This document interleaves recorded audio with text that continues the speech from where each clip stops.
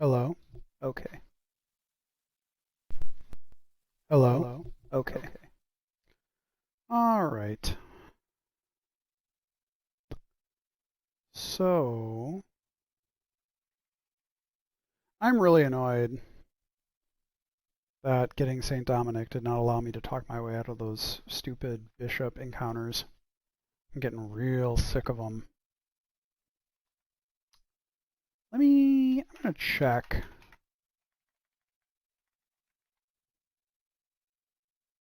Yeah, traveling clergy.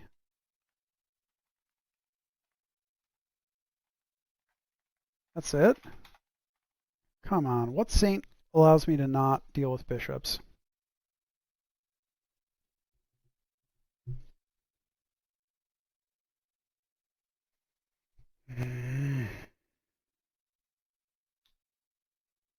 There's gotta be a saint that lets me. It says I can pray to a saint, but the only saint I can find in the saint list that says it helps with talking to clergy is Dominic, and I got him, and it doesn't come up. Hello, the Jengus. It's not that late there. It's or here. It's 10:45, 10:47, 22:47. Where was I? I was almost done. Yeah, done for Thursday, right? That's when I played Thursday. All right. Yeah, this is when I normally come on. I thought about coming on early this morning, and I just didn't. I had stuff to do.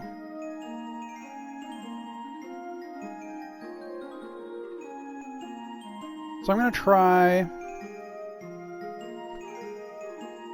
Let's see. I might do a couple of missions because I'm in Nuremberg and my rep is pretty good. I'm going to see if I can get a couple more missions, do those.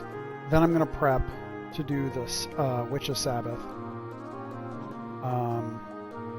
Because I've been doing a lot of general questing and not a lot of main quest stuff. So I'd like to get on with that. I just barely ran out of cranberry juice. So I have vodka and I don't know. I don't think I have anything else to mix with this with. Coke Zero? That's probably not good. Everyone's favorite, vodka and Coke Zero. Okay, let me see. Actually,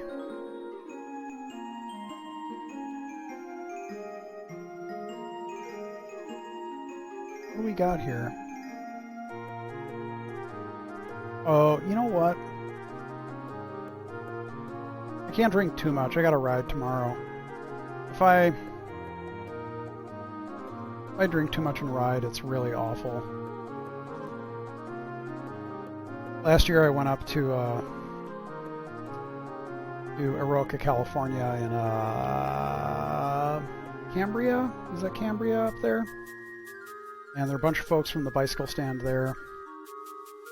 I drank a bunch of wine, and then the next morning my friend wanted to go for a run, and it was the worst fucking shit.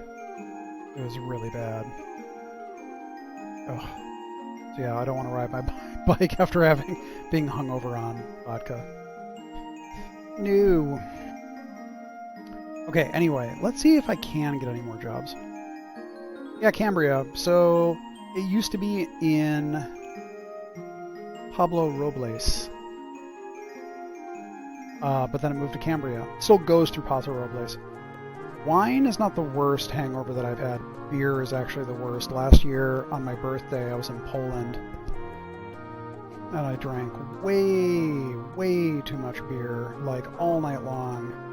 And, wow, that was very bad. Wow, this light is a little bright.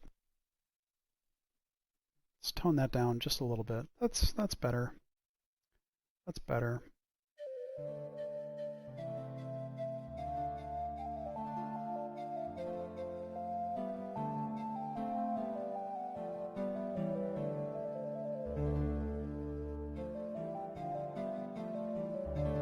So everybody needs to relax for one day. I got a lot of money.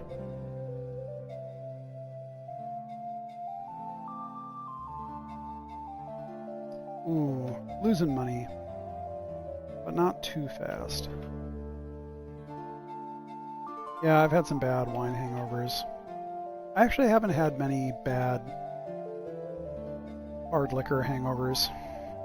Audrey and I used to go out boozing and getting super drunk on hard drinks, and I didn't really get any bad hangovers from that. TBQH. Alright, now I'm going to try to go and get some biz. Okay, Hilda. First, actually, before I pray, I'm going to see...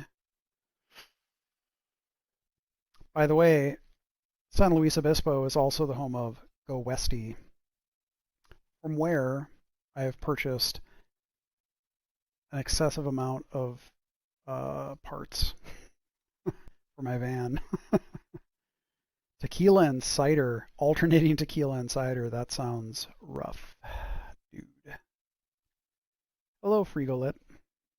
Good morning. Okay. So I'm going to see if the Fugiers, the Medici, or the Hanseatic League have anything for me to do. Okay, I can request a thing. Medici, I can request a thing there. And the Hanseatic League, let's find out. I can. Okay, so... Hi, Ging-sama.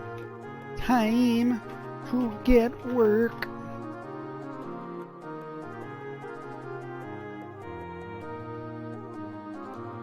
I was in London in November. It was weird because I went to November, Jesus. Hey everybody, I went to November. I went to I went to London in November. I was supposed to go to give a talk at Microsoft's Narrative Design Summit, which I did do, but then we also found out that XO 2019 was happening, which is Microsoft's like big launch thing. So Grounded was going to launch, and they decided that I should say literally one line. Hey everybody, remember me from Obsidian? We're making this game. And so they're like, well, why don't you just go there to help, why don't you just go and literally speak one line? But I didn't have to demo anything, so I flew to London, and I was basically there for the better part of a week, like, hanging out. And I wasn't really part of the Grounded team, and I wasn't demoing anything, so I was just, like, hanging out. It was pretty good. And then I did have to prep my talk, and I gave my talk, but that wasn't a big deal. But, the point was that I wound up drinking cider every night. A lot of cider. I went to a lot of pubs and having a lot of chips and cider. I like cider a lot. It was very funny because they're like, well, we want you to help present this game. And I'm like, okay, that's cool. I'll help do it. And then they, when they finally worked down the script, it was literally just one line. And if you go back and watch the video for XO 2019, I just say one thing very quickly, probably a little too quickly, because everything is paced like super fast, and I was very self-conscious about like, don't fucking drag on this, like get through it. And I said it, and then like it went back to the presenter, and then it went to Robbie, and Robbie talked, and I just sat there like, and then and that was it. And then I was free. I didn't have to stick around or do anything. Not too bad, all things considered. Sometimes speaking engagements wind up being incredibly... They're all fairly easy. I have had some that are super stressful and it wind up being a ton more work, but that was easily one of the easiest because it was like, go to London, wait for further instructions. I mean, it wasn't quite that simple, but it was pretty funny. Just for the end of Mass. Alright, here you go, Hilda.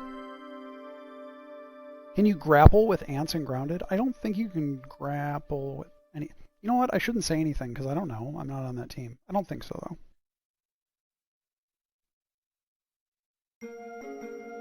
Grounded is really fun, though. I wouldn't say that if I didn't actually think it. It's very cool. If you like survival games, it's cool. It's very good.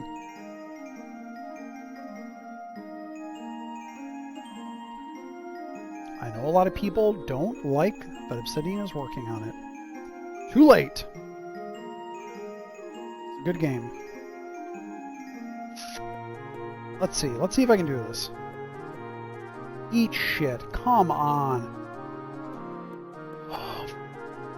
Mother Foogers. That's a stupid joke. But the Die Fugerzwei cover where it basically looks like it says Die Fugger is very funny. Okay. Went to London in November and had a lot of warm whiskey and cider. The other thing too is I have like 2 friends that I know of in London, and neither of them were actually there. So it was just me. Like it was fine. It was cool. I rented a bike and cruised around and went to the museum. It was a lot of fun, but it was just like pure solo exploration of London. Oops.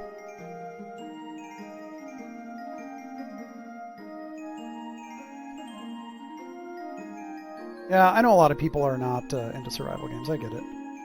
What is going on? I'm a local I'm a local hero in Nuremberg and I cannot get work.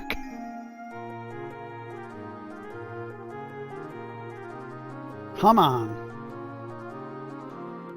14 florins. Alright. Alright, buddy. Where are we, Nuremberg? Okay. So I did these missions.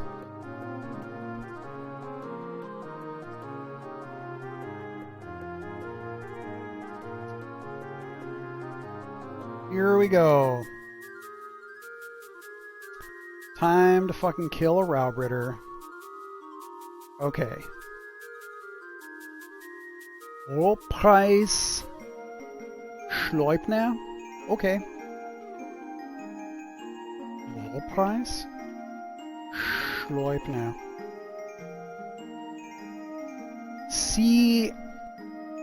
Sibaskalak. I'm not pronouncing your name right. Sibaskalaka. I have a 1985 Volkswagen Vanagon that I just had a lot of work done on. And by that I mean I had that whole engine replaced with a Subaru engine, and a lot of other stuff. I had air conditioning put in because T3s, they're called T3s in Europe. They didn't have AC. The later ones in the late 80s, early 90s had AC, air conditioning, Klimaanlage, but it was not good. And so yeah, so I got there's a company in Washington called Small Car that makes aftermarket air AC units. This is Frigolit. This is the steam version. And today we took a drive in it, and the AC is pretty good. It's hard because the van is just a big rolling box. It's big and it can get hot really fast, but the AC did a pretty good job. I'm not even going to say. The AC conversion was $5,000. It was a lot.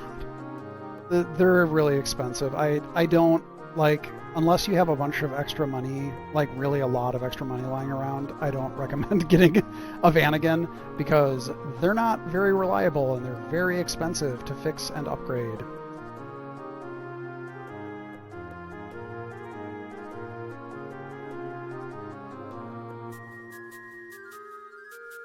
Like, for the amount that I paid for the van and all the repairs and upgrades, I could have bought not a new Mercedes Sprinter, but like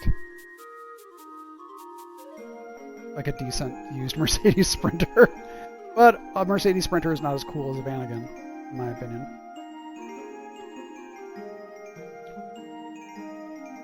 Northwest of Ulm. Hey, one of my guys is from Ulm. Southwest of Nuremberg. 14 florins, eh? I'm gonna see if I can get this job from some other people. Oh! He's gonna give me a little Hansa man.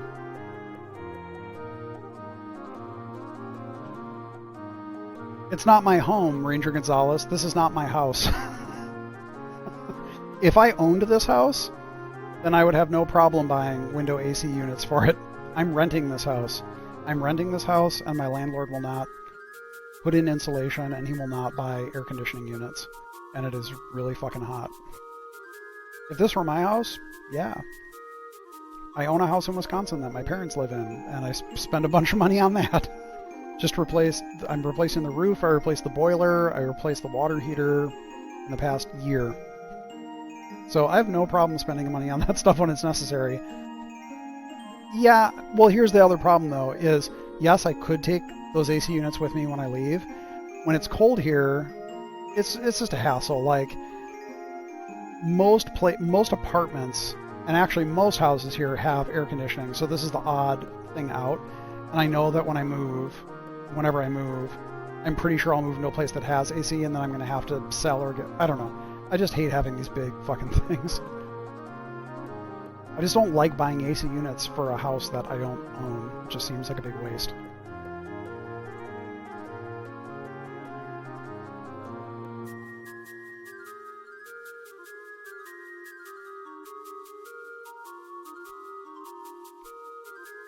Alright. I'm going to go to the fortress and see if maybe, for once, I can get this fucking dude to talk to me. Oh, I can't. That's right. I already got embarrassed here. Well, 14 florins is good enough. Man. Actually, I will see. I'm going to go and just pop into these other places.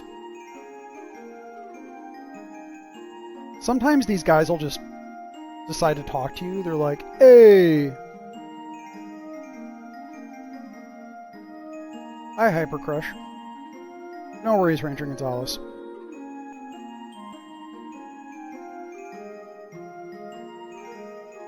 Here we go. This is the pharmacist. This pharmacist is rolling.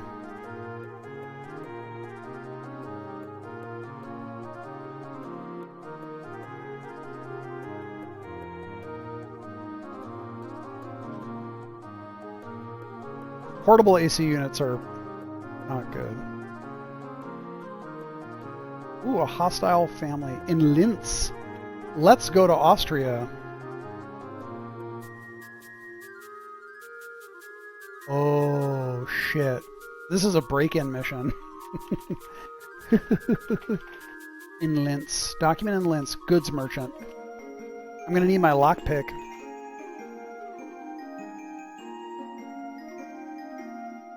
So, I am getting this unit. That was the other thing, is that the windows in this house are, they're super... That's the other thing. The windows are really old. They're really bad. Like, I know this sounds like I'm whining, but, like, on one of the windows, when you pull the sill down, it just separated from the glass. Like, they're really old and rotten. So, and they're weird. They're single paned. Yeah, they're old single paned. They're rotting and like falling. They're warped. It's not good. So like, that's the other thing, is because I was looking around, I'm like, what windows in this house even work for AC? And there weren't a lot of options. And I found a unit that has like a U shape. So like, there's the inside part, and then there's the outside part, and then there's like a U in between them. Medea, I think, is the company that makes it. And the U shape, like, it basically slides down in between those two sections, and that way the window can be mostly closed, which I would prefer, given that our windows are just not good. So anyway, AC.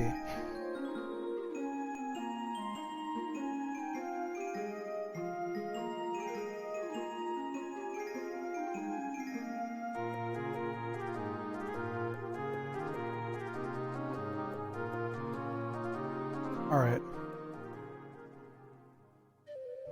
I'm gonna wrist.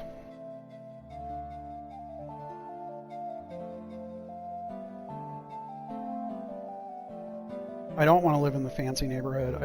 I want to live in a neighborhood that I can ride my fucking bike to work. And that sadly means that this is one of the only neighborhoods where I can do that. Otherwise, I'm literally risking being hit. Because there are no bike paths. Like even South County, where some people ride their bike in South County, and I've rode my bike down there, and I do not like it.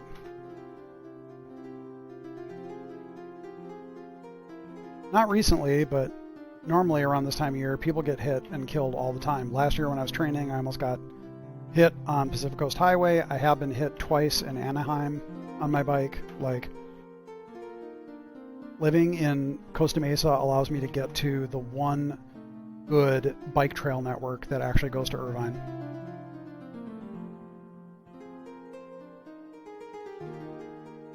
Yeah.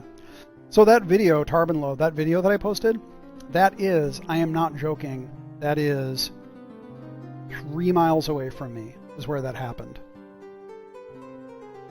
And it's a Pacific Coast Highway is 2 lanes, and then there's a divider, and there's 2 lanes. So, whoops, sorry.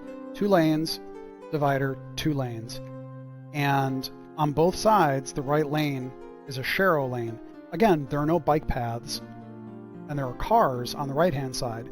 So you really do, if you ride a bike down Pacific Coast Highway through Corona Del Mar, you really want to ride in that right lane and not close to the edge, because cars' doors are right there. And it's just a white line and then car doors. And again, it's 2 lane, and traffic does not move fast on that. It's like a 35 max, but usually 30 mile an hour. And people in that town, it's a very wealthy city. So I live in Costa Mesa, which is fairly wealthy. Then south of me are Newport Beach, significantly more wealthy, and then Corona Del Mar, which is even more wealthy than that. And those people have no patience whatsoever for cyclists. They fucking hate their guts so bad. It's crazy. Hey, let's go kill a Rowbritter.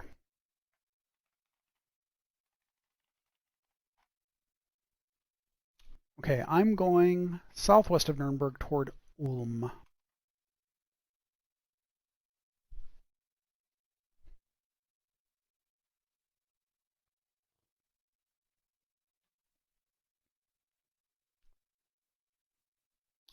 Oh, that's the thing I forgot to do. Whoops.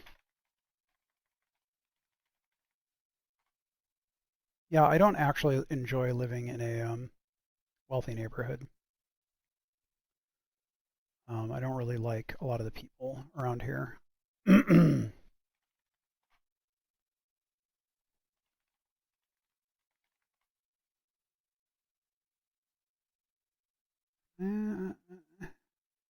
What is going on? Why can't I open this? Oh, okay, whatever.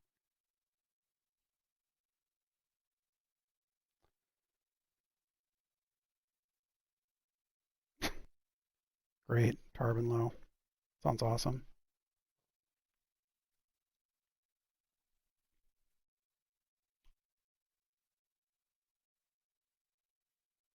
Sorry, just a second. I'm trying to get to the map that I need. And it's being sad. Hmm.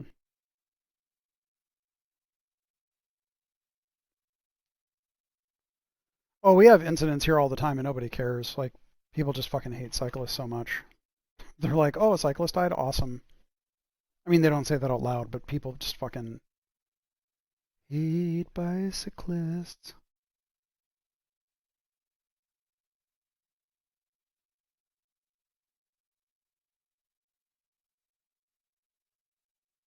Why am I having... Come on, man. Hold on, I'm just having a lot of difficulty looking at either of these maps. The in-game map in Darklands is not good.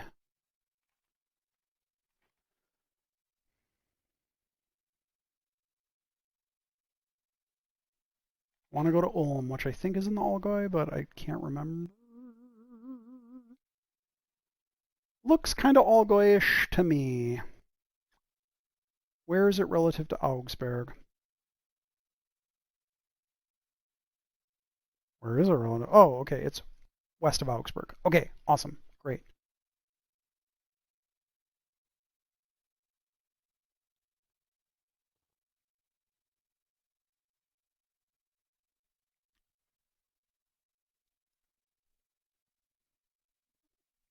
Pipe smoking? I don't know nothing about pipe smoking. Sorry. I think I'm okay.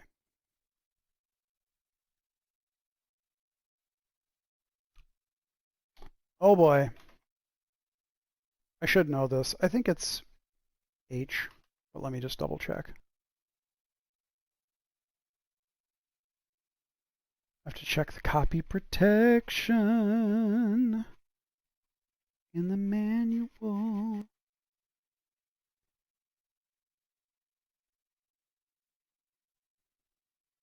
I know there's a cheat sheet, but I had the manual open.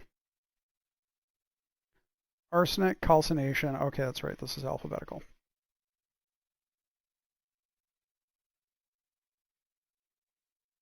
I was wrong. It's 2. 2.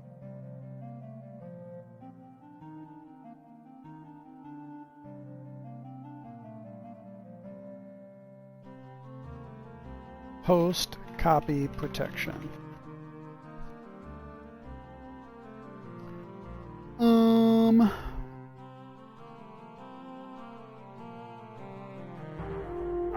no, I don't want to.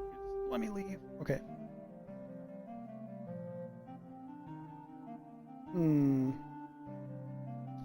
Let me try going this way. I don't think there was a road south immediately.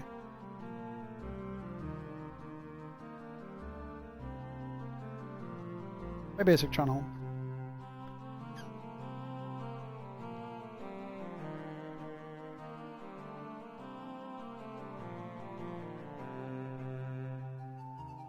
Yeah, while I've lived in Orange County, I've lived in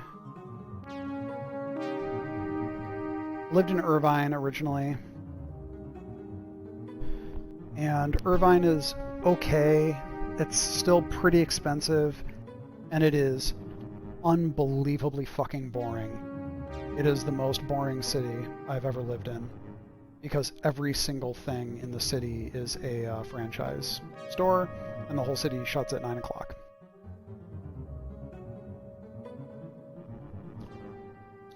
Also, I mean, when I say the police department is racist, it's like, well, yeah, they're the police department, but they're pretty racist, like more so than normal. And then I lived in Santa Ana. I like living in Santa Ana, but it's not a safe place to ride a bike, unfortunately. There are some bike paths in the city. Also, depending on where you live in Santa Ana, you're just in this like weird industrial zone. I considered actually buying a condo in Santa Ana. Let's just gang up on these guys. Hold on.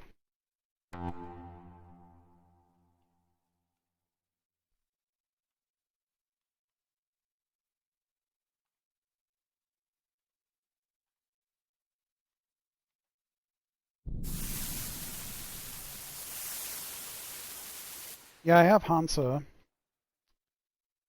I mean, they call him Hansa, but he's like, I think it's because he's a Hanseatic League guy.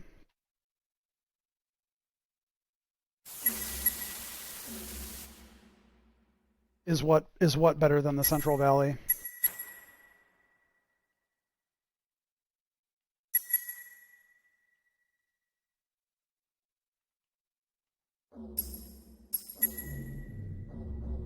Let's just kill these dudes.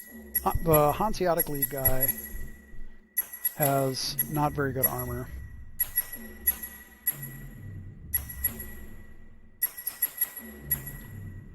Oh, Irvine. You know, Central Valley is really big, and like, I don't know, the Central Valley culture is not awesome, in my opinion. It does have some kind of arty cities and stuff like that, like San Luis Obispo.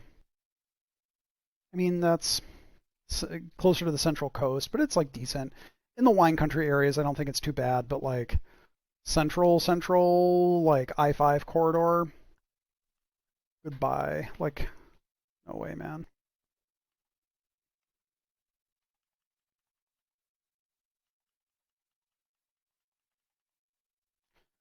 And yeah, I actually like living in Santa Ana. It's just that it was dangerous getting in and out of it on a bike, and I ride my bike too much for that.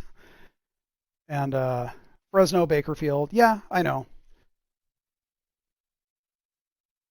Yeah, Fresno and Bakersfield, I would not not a big fan.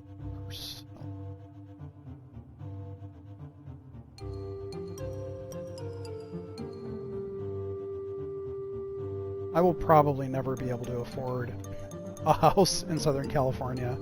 I've been working in the video game industry for 21 years, and I don't like, not unless it's in a place that I don't want to live in. The average home price in my neighborhood is $1.1 million, I think.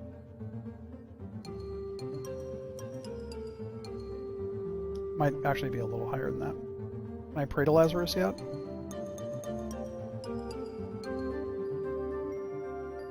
It keeps Two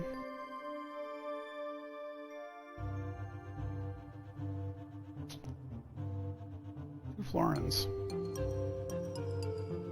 There are career Googlers who can't afford places in Mountain View. Yeah, yeah, Munich is I have a few friends that live in Munich, and I find it incredible. Like GameStar is in Munich, which I think is amazing. Like, I mean, I think more people read gaming magazines in Germany, so maybe GameStar can pay well enough. But like, I think also Deep Silver. I have a friend who's a producer for Deep Silver. She lives in Munich. I'm like, holy shit. It's so expensive.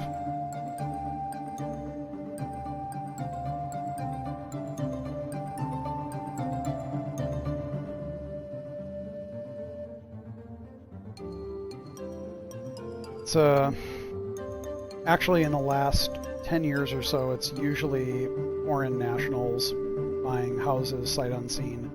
Just speculators buying houses for cash above market value that are ruining the market. Ranger Gonzalez, you're starting a video game development professional course at college? Nice, awesome, congrats.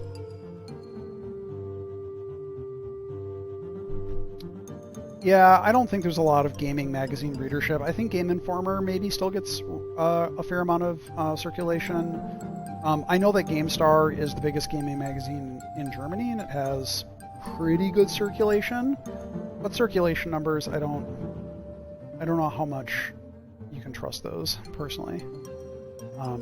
But I mean, they're still trucking, and I mean, I've spoken with quite a few dudes from GameStar over the years.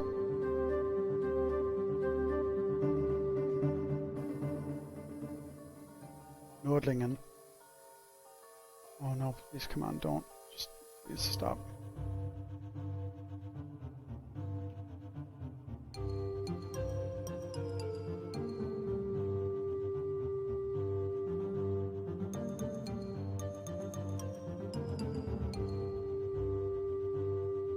Okay, I'm about halfway there. I'm about halfway to Ulm. Okay, this is not looking too bad. As I consult Google Maps, because I can't load the online maps. Is Nordlingen really at the edge of a swamp? Come on. Nice.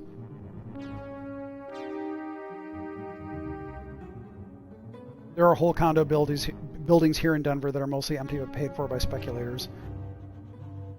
The whole COVID thing might be the thing to finally burst the real estate bubble, who knows? I mean, something's got it, but the thing is, like,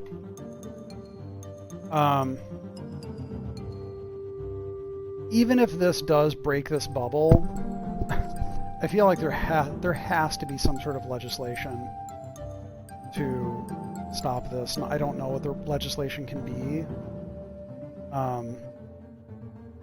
Like, on the one extent, you don't want to be protectionist in a negative sense. But come on, like, empty houses. I know Vancouver tried non-vacancy fines or taxes of some sort, because speculators were literally just like you said, they're buying houses. There are tons of houses in Orange County that are unoccupied, in LA as well. Requiring residents to purchase land, that's a way. It's like, look, I don't know. I'm not huge on real estate investment as a like, yeah, awesome way to make money. So I don't know. I think if people are investing that much money in houses and stuff like that and leaving them vacant, I'm not crying too much if they're going to wind up losing out if the market gets regulated. Just like in Berlin, where people are having a fit because of the rent cap that I guess got overturned, but then is going to another court. I think Boyer, I think you had said something about that last time. Sorry, I gotta let Sesame in. Come on. Come on. What are you waiting for? And now you get scooped. You get scooped. You get scooped.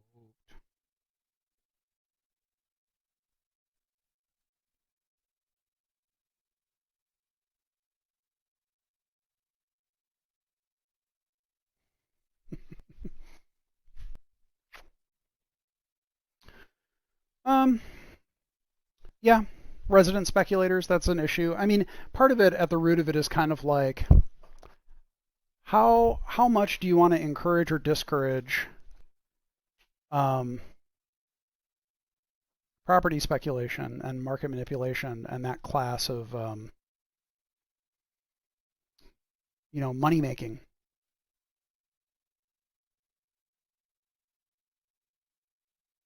You're renting out your house and the cap is way higher than you would take. Meaning you're charging very low rent.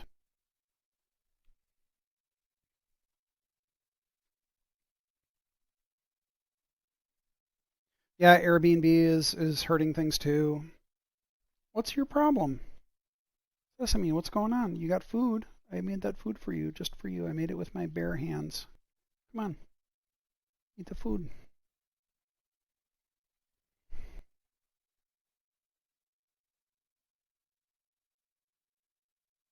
Fair rent.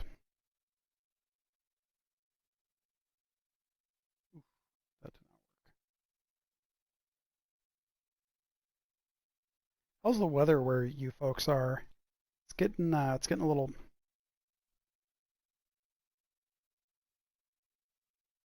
Awesome. What are you waiting for? Not super low. It's a house from 2017 with all shenanigans. I have a friend who has an apartment in Prenzlauberg, and I think she has an apartment in London. She's a actress who lives in both places. Not like as highfalutin as it might sound, but I think the rent prices in London are pretty high, but Berlin is thankfully actually doing something about it. But yeah, I mean, I was surprised like a couple of years ago when I went to Berlin and the Airbnb prices were pretty reasonable. And then I started looking up like apartment prices and they were pretty reasonable, but I think they jumped like 20% in the year after I was there. I was like, holy shit. Mid 60s low humidity, nice. 40s to 50s in Duluth. I saw there was snow, I thought, in Minnesota like last week. Merrily, merrily, it was unbearable. Hi, welcome to the stream. Thanks for dropping by. Unbearably beautiful in New York City today. Awesome. Very good. I was actually going to see, there's something I think I can buy here. Snow squalls. I have a friend who lives, I think, in Duluth, and she takes some gorgeous pics. Let me see. Where does my friend Chris Ann live?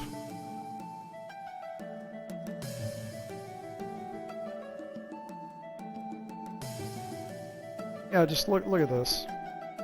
Don't harass my friend, please. I think she lives in Duluth. Look at these pics. Man, Minnesota. I'm a Wisconsin boy, but there's a lot of beautiful stuff, beautiful nature in Minnesota.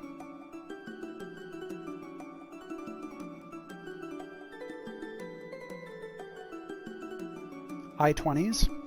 I'm assuming that's Celsius. Seabass, Kalaka. Nothing but rain in Portland. That's not surprising.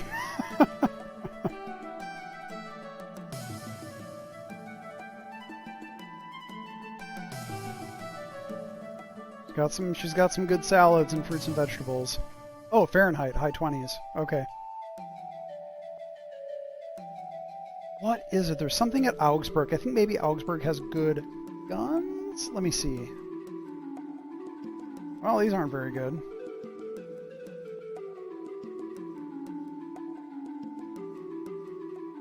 Iowa, it snowed 6 inches and all melted in 48 hours. Yeah, I think that happened at my parents' place in Wisconsin as well. I thought there was something in Augsburg that was like pretty high quality. 27 is not that high. Wait, was that armor or was that weapon? 29. That's pretty good. Constantly hovering just below 20 Celsius, occasionally getting rain too. Somehow my friends in Germany and France are getting warmer weather. I can't remember where in Italy. Are you in northern Italy, if I recall?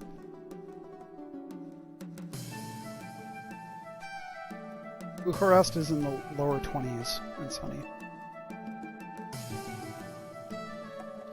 The best cheese to melt into a sauce and keep creamy for as long as possible. God, I don't know. 17 Celsius in Buenos Aires. Nice. Best cheese to melt into a sauce. I mean, brie is pretty good. I have to admit, I'm not a great expert on cheese melting. I think brie would probably be pretty good. Cheddar is not that good.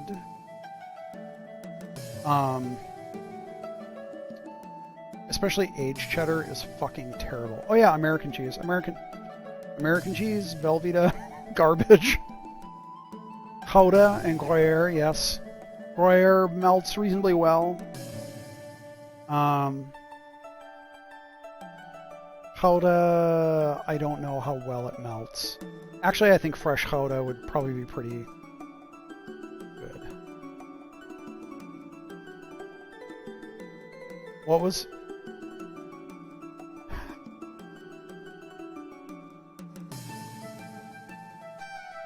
Alright, I don't know what I thought was good in Augsburg. Oh yeah, Velveeta. Yeah, Velveeta is. Yeah, Bechamel. And Gouda. Okay.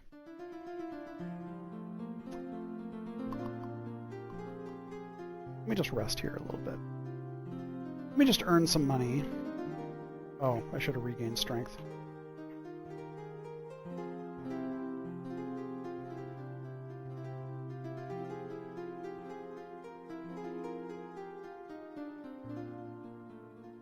Velveeta is junk, but it's really good. Like, I mean, you know, let's be real. Like, Velveeta tastes good. It's just junky cheese. Cheese-ish. Gorgonzola, man, I don't, the acidic kind of cheeses, the Gorgs, the Blues, I'm not into. I have friends that are super into Blues, they're super into Gorgonzolas. I can't really get into it. There's a cheese actually made in my grandma's hometown of Kempton, which we're going to be passing by in the game pretty soon, I think. Near enough. Where am I? Augsburg?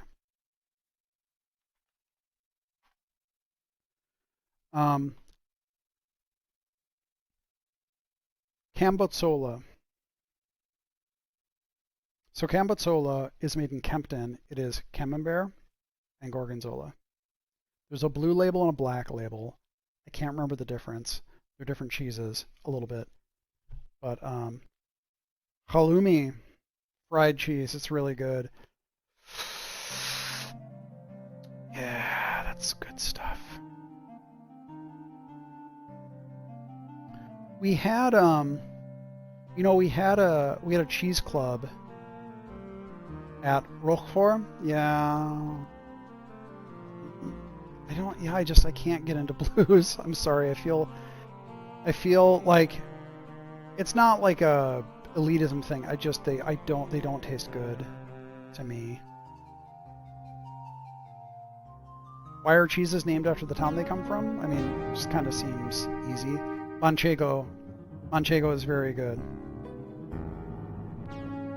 Lumi does make squeaky noises when chewing, as does fresh cheese curds, but cheese curds are kind of mostly a Wisconsin and Quebecois thing.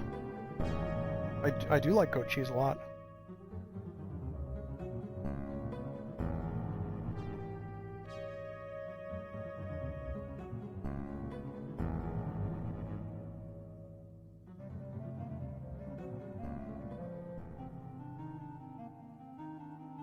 Yeah, I imagine you can get good curds in Minnesota. So my house in Wisconsin is 5 miles from a cheese dairy, and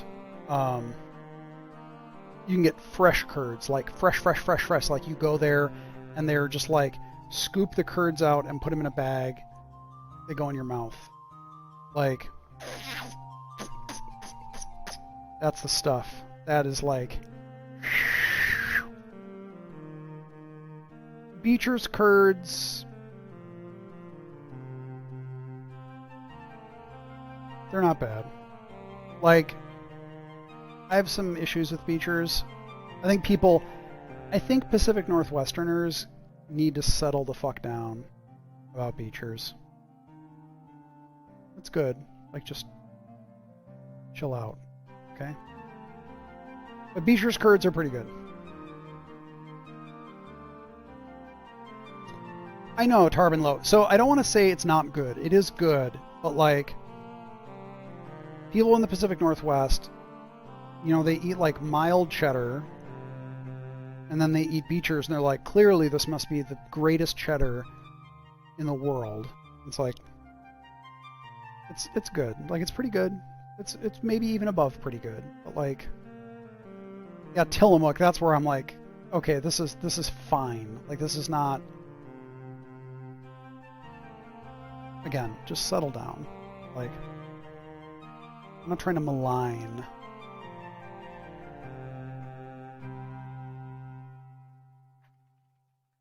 The journey that takes 1,000,000 years, because all I'm talking about is cheese. Been making some nice passively. That's the Midwestern way. Passive aggressive ignoring. I guess that's also the Pacific Northwesterner way. Good goat cheese. Yeah, there's a lot of not good goat. I will say that there are some places that make some good goat cheese. Wisconsin is not really known for goat cheese. There are some good California goat cheeses. Let me go on the record and say that I hate the California dairy industry forever, and I want them to die. But because they insult Wisconsin, and for that, fuck them. But there are some good California goat cheeses. Cowgirl Creamery, I believe. Check out Cowgirl Creamery. I think they make some good goat cheeses.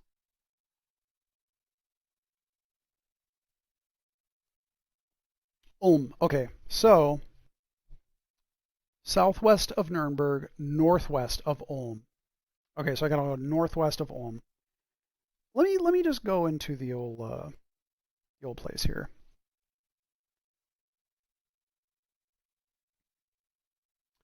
I like the Pacific Northwest. I like it a lot, actually. The California dairy industry insulted Wisconsin by running a series of ads 20 years ago that implied that Wisconsin dairy farms mistreated their cows. And that is Like, look, let me be clear. Dairy is, the dairy industry is abusive towards animals. And I try to not eat as much cheese as I used to because factory farming is pretty bad. And cows and goats that are part of the dairy industry are not well treated, even in the best of circumstances.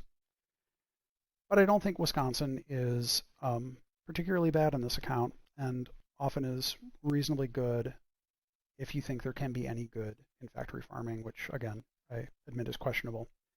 California dairy farms, however, are monstrously awful, like insanely fucking bad, unbelievably, like, I can't take it. I can't fucking take it. So it is beyond galling when the California dairy industry implies that Wisconsin cows have it bad. Again, if you accept that there are gradations of humane treatment of animals in the dairy industry, which I think is open to debate.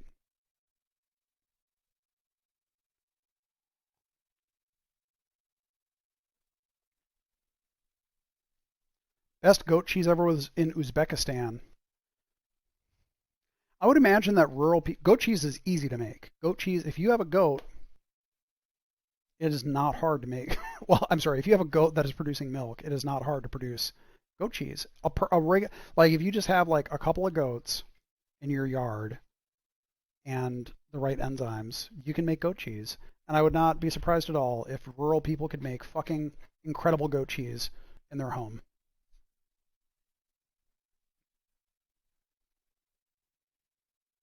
I would also imagine that Greek goat cheese would be extremely good. Actually, let's just say all of Eastern, Southern Europe, they're good with goats. They know what they're doing. I don't know what I'm doing here. Oh, that's right. I was just going to check out. Just going to check some of this out.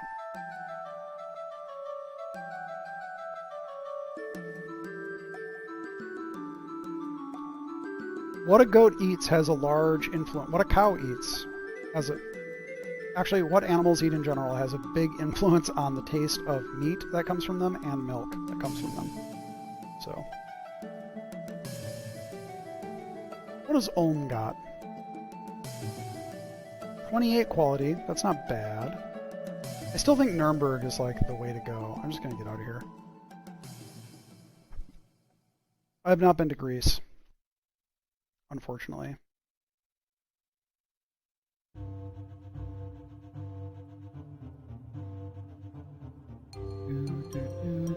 I think that castle is the guy. That castle is it. Acorns for goats. That's classic. That's actually like one of the things. So I was reading this book. Man, it's hot tonight. It's hot tonight.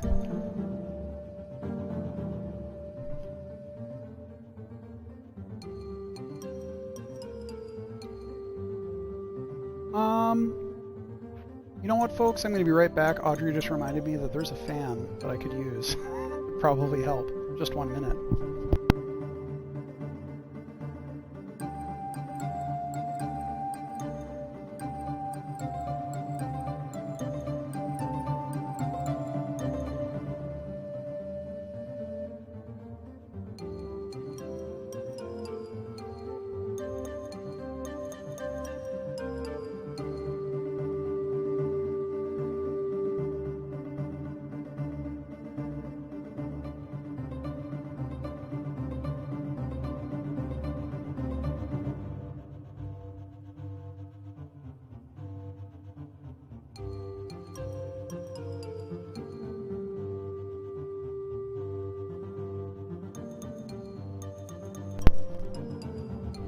Can you guys hear fan noise on the mic now? Let me know if you hear any fan noise, and I can move the fan farther back.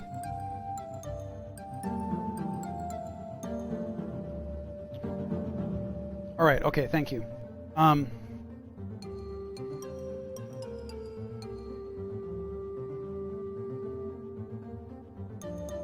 It's a good book, and one of the things that comes up is foraging rights in forests. So moving from the 15th into the 16th century, gradually, a lot of places would start restricting access to forests. And it was really important for a lot of peasants because that is how they fed their pigs. They would take their pigs. Yeah, Warrior. Dad used to drive swine through the woods because of the acorns. Yeah, that's it. And so when they restricted access to the forests, the peasants were like, where the fuck am I supposed to... How am I supposed to feed my pigs? This doesn't work. And there were all sorts of funny anecdotes of people trying to get around that. And then it was extra galling because a lot of times the abbeys would say, hey, peasants, you have to go cut wood in the forest. But by the way, you can't take any fallen wood out of the forest. And you can't take any acorns out of the forest because that's the abbeys. And that's why the German Peasants' War happened. I mean, not exactly, but that's one of many reasons. Whoa, 2 castles. Look who's fancy. What's going on here? What is going on here?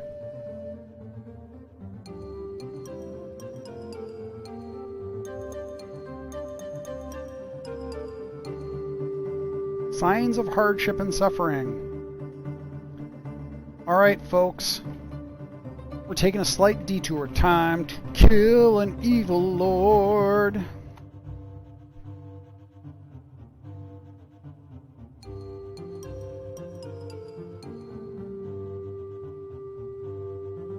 There was one woman. Actually, I wonder if I can find that account. Hold on just a second. If you don't mind yet another detour. By the way, it's a very good bike shop in London. Look, mum, no hands. One of the best bike shops I've ever been to.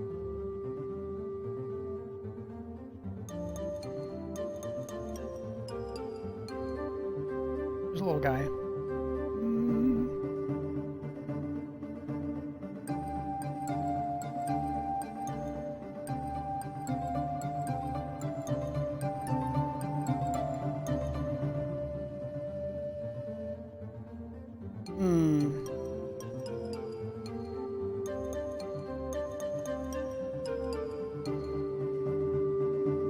Maybe I didn't leave a note for that. It's a very funny anecdote.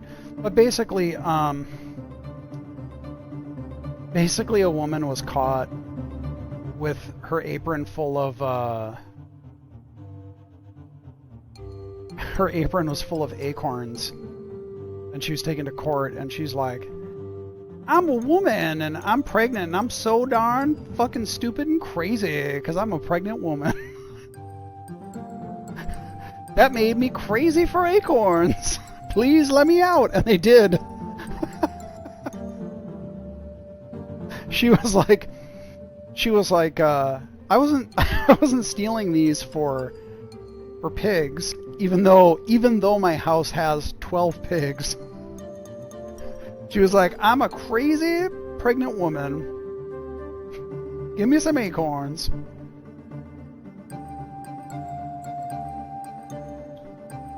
Ooh. I'm gonna sneak into here and murder these guys, because they're bad. 10 florins? A bribe of 10 fucking florins? Is this the most well-paid guard in Christendom?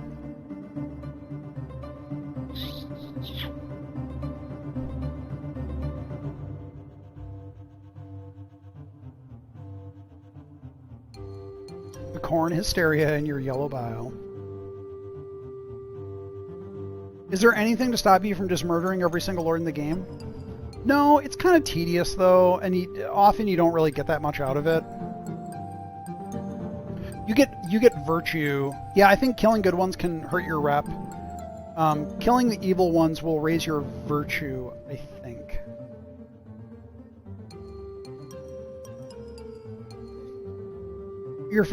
My favorite Dark Souls game?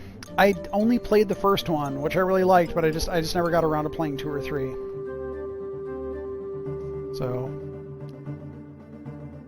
Come on, Hansa. I'm gonna have the Hanseatic League guy climb. Whoops. Can't read anything.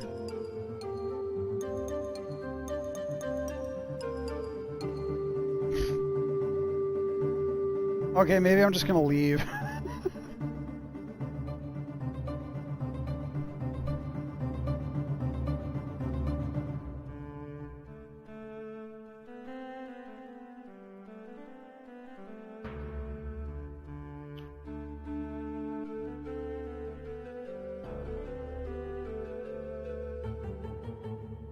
Oh, the book is called The Revolution of 1525. It's not it is a German history text. Like like I'm reading the English version because German history texts are impossible for me to read. Doesn't stop me from trying, but it's really hard. Yeah, this is an English translation by Eric Middlefort and Thomas A. Brady Jr. And it's a German history text. It's in English, but it's pretty dense. It's not exactly a page turner. Okay, here we go. Here we go.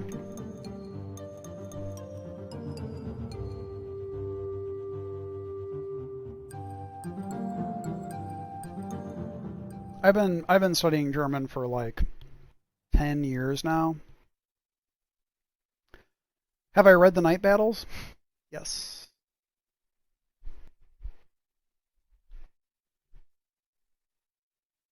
Do I have The Night Battles? Where is my copy of The Night Battles? Oh my god, I think I loaned my copy of The Night Battles to somebody. Fuck.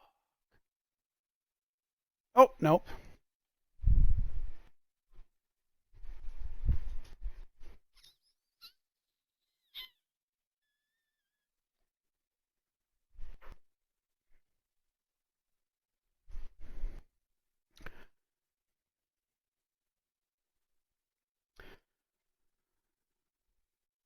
Yeah, Night Battles is my focus in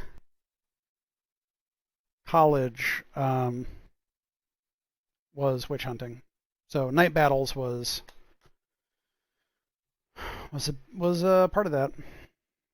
I'm just gonna kill these guys.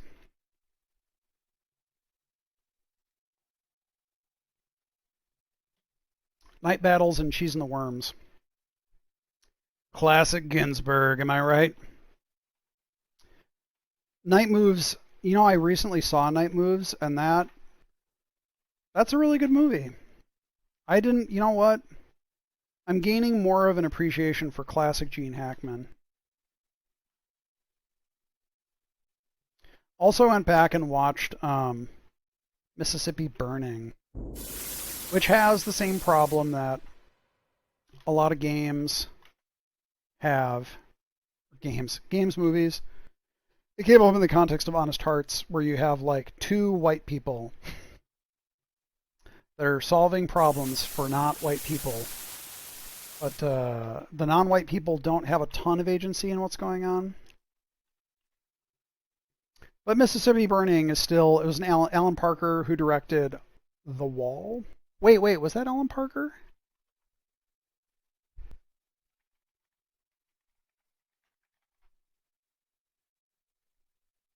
Alan Parker. Oh, Night Moves, the Pete Seeger song. Yeah, Night Moves is also a Gene Hackman movie. It's good.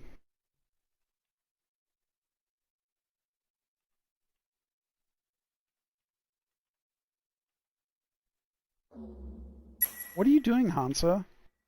Hansa? Yeah, hold on, check this shit out. Oops.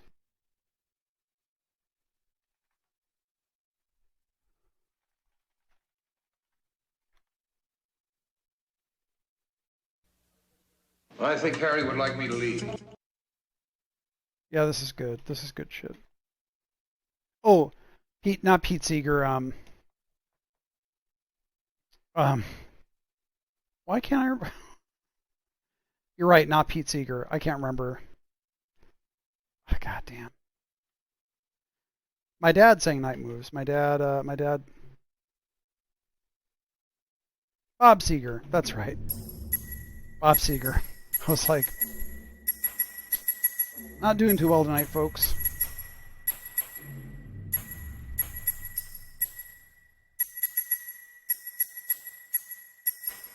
Yeah, Mississippi Burning, Gene Hackman, Willem Dafoe,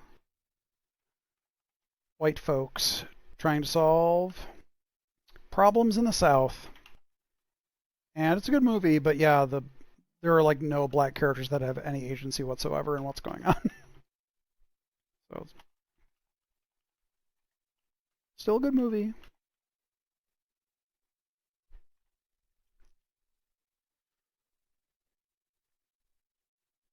All right, good job, Hansa.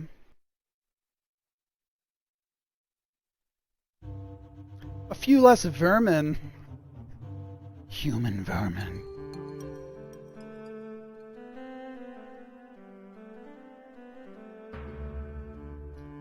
So all I'm doing is trying to starve these guys out. Or not starve them out, but basically like, what do I think of the conversation?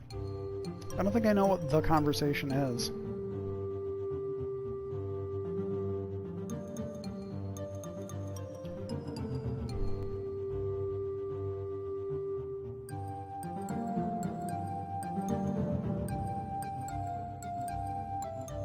Time passes very slowly in ambush mode. Why are there refugees out here? Oh, I haven't seen that. I haven't seen that, Ranger Gonzalez.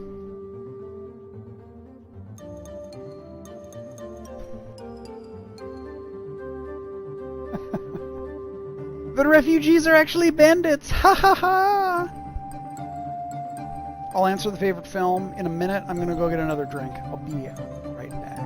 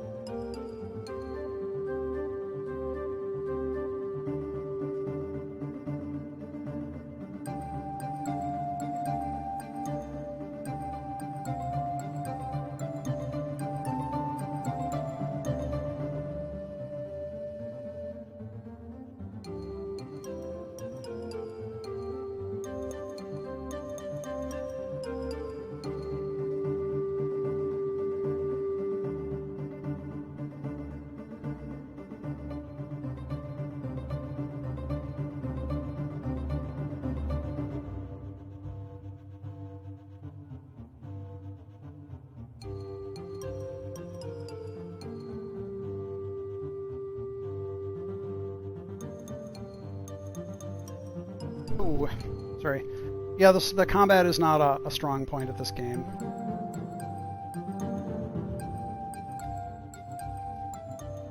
Ooh. Coke Zero and vodka, not incredible.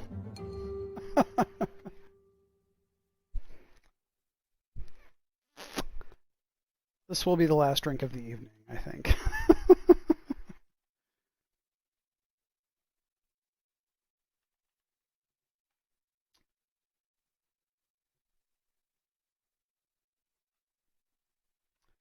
The last time I got really drunk?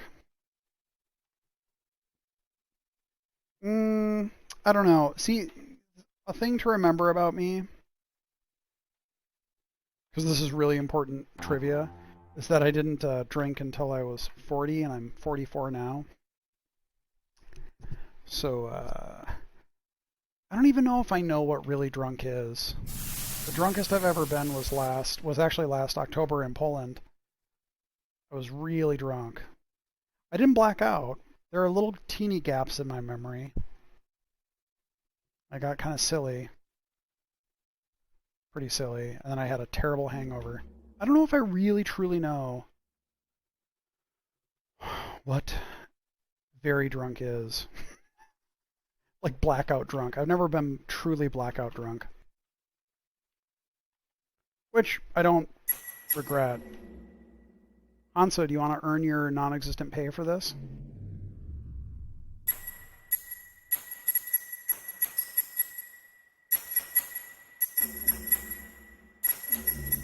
The lands are right there and they're bright as fuck. It's true. The occasion was it was my birthday and I was in Poland, and it was also the night where there was like a party. It was at GIC in Poland in Poznan, and there was there was a big party, and I drank a bunch of beer, and like people kept giving me beer because I was like a presenter and they recognized me, and it was my birthday, and so people gave me beer because it was my birthday, and then we went to an after party, and like it didn't go well. That the after part, actually no. So I hit my shin really hard, and I still have a scar from hitting my shin really hard on a concrete post. I got into an argument with a professional Polish basketball player about the LA Lakers. I don't remember this, by the way. Other people told me later that I was arguing on the balcony of this house that I don't know what I was doing there, really. My friends took me there, and then I wound up smooching some people. Whoops. So that was pretty drunk. Yeah, that was the drunk. I regretted that night. That was too rough. Too rough for me.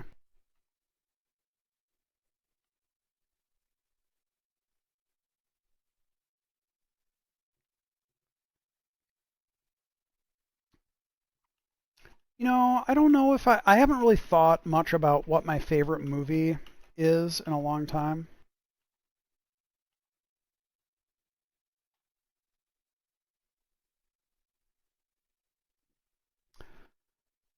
I still really like, I really like The Mission. I really like Brazil. I really like Miller's Crossing. Although now I kind of feel like maybe No Country for Old Men has maybe displaced Miller's Crossing as my favorite Coen Brothers movies or movie. I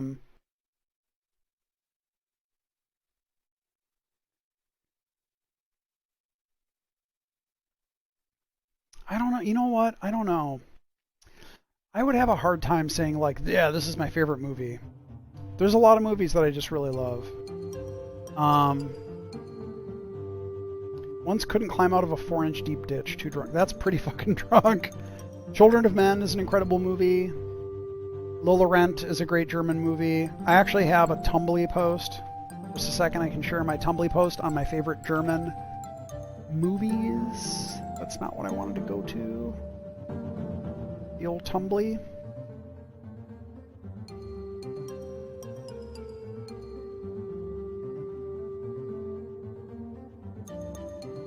Here we go. Here's...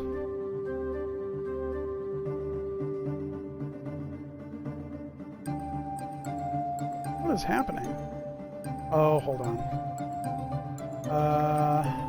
Sorry.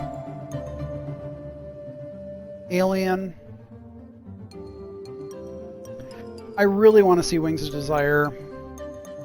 I think that's on Criterion.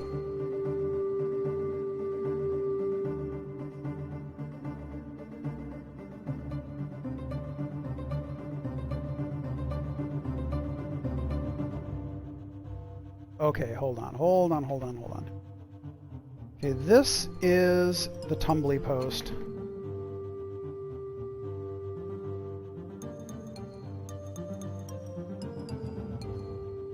Favorite German movies.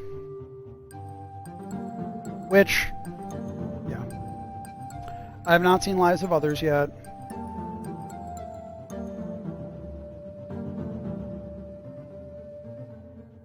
There's a lot of good movies I haven't seen. I just finally saw 3 Days at the Condor, which is actually extremely good. By the way, I should say someone recommended like 6 episodes ago Munt, this Roland 32 emulator, and it made the sound, the music especially, way better. I've not looked at XCOM Chimera Squad yet because I've just been doing Darklands. Just kill these guys. Metropolis is great. It's been a long time since I've seen Metropolis. M was one of the ones I think was one of the first ones in my list. Are there like... Oh, okay, there's more guys.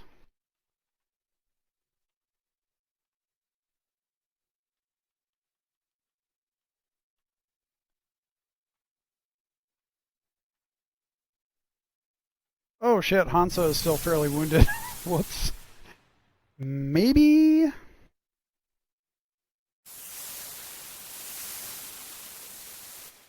Okay, here we go. This Hanseatic League guy might die. Let's find out. Let's find out what happens.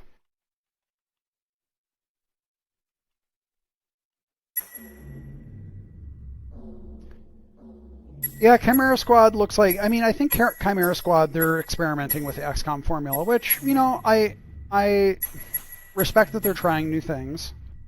I will probably try Chimera Squad eventually. There were things in XCOM and XCOM 2 that I've already gone over. I was not a huge fan of. But I mean, I finished XCOM, Enemy Unknown, which I liked it enough to finish it, which is more than I can say for most games. So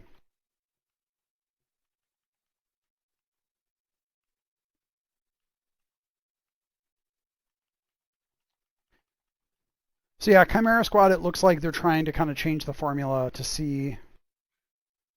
Interesting that Chimera Squad released just before the XCOM Gears of War game drops. While it's possible that they arranged that, most games are in development long enough that you can't plan around that shit, but...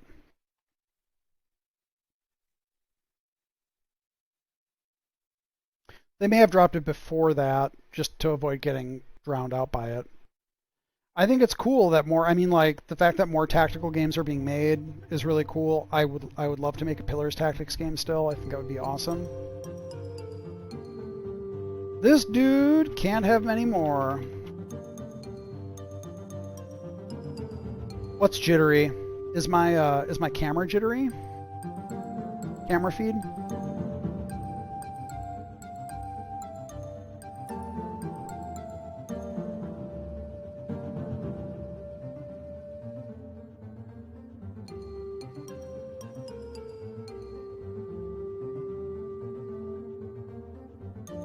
Yeah, I've noticed, because I keep kind of checking over, and I noticed there's some pauses in my... Oh, that I'm jittery? I don't know.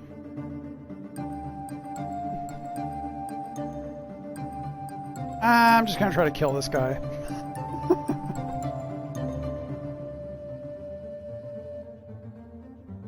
I'm going to ask politely to come inside.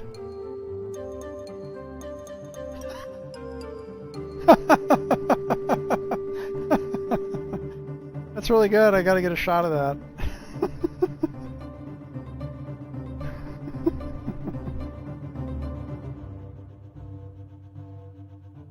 Oh, that's very good.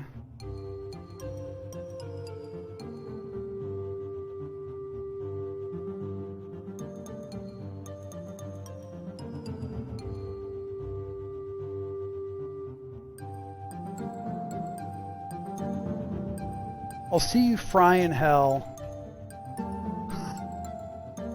It's really good. See, people on who consistently feel way more excited about game stuff, but I can't tell if those people are performing a little. Everything on Twitter is kind of a performance, so don't... I mean, I'm always performing on Twitter. All my shit posting is just a performance. Chimera Squad's tone is definitely feels, from what I've seen, it feels different.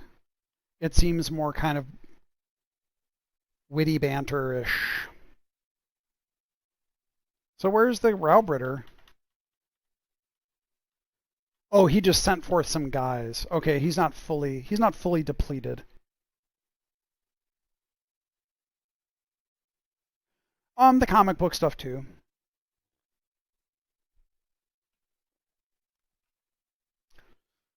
I saw someone say like this is like Alien. It's like Alien Nation, which I don't think anyone remembers, but yeah, there was a movie in the 80s called Alien Nation, which is about. It's kind of like Bright. I'm not going to talk about that, but it's like on roasted. That dude did not last long.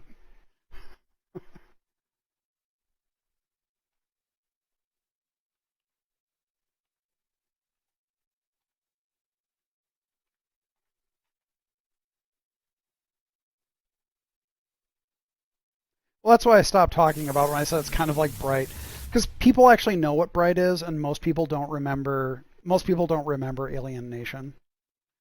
When I say that, people are like, "What are you talking about?" James Caan and Mandy Patinkin, baby.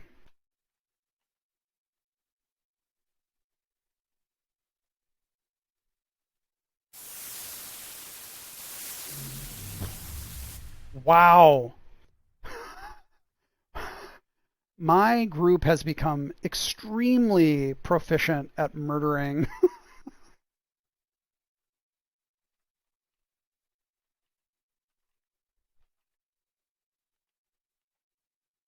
There we go. Let's just kill this guy.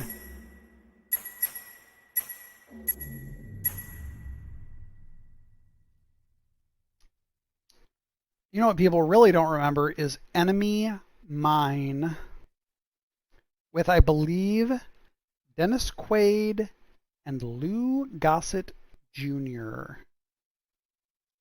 I believe.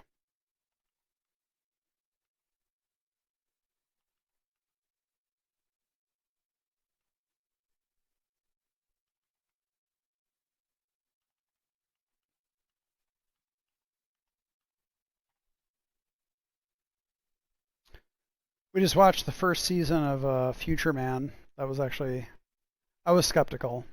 The first couple episodes, I was like, I don't know, and then it got pretty fucking funny. I thought the first season of Future Man was pretty funny.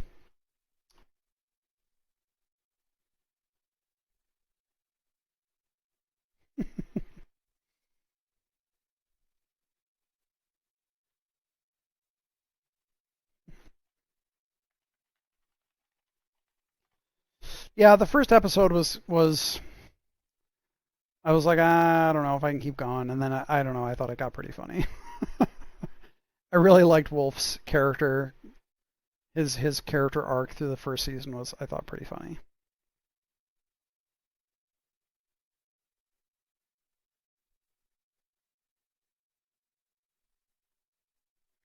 Driven to desperation, the Roberters' gaunt minions finally attack. You calmly draw your own weapons. Reagan sighed as he drew his katana.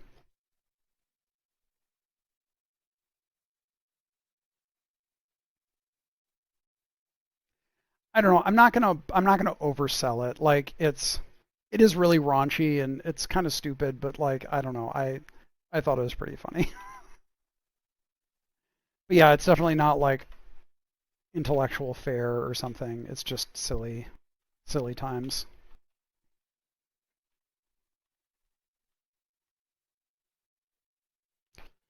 I have not seen The Boys, but yeah, I have heard of. Jesus Christ!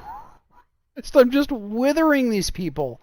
I think it's the combination of I got that brass handgun, and then Hilda got a composite bow, and I think between the two of those, if they hit, I think that's an instant KO for the poor folks here.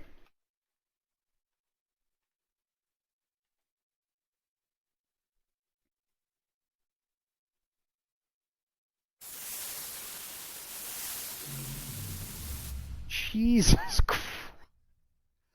I think it's that composite bow. That is unreal. Yeah, Haley Joel Osment is...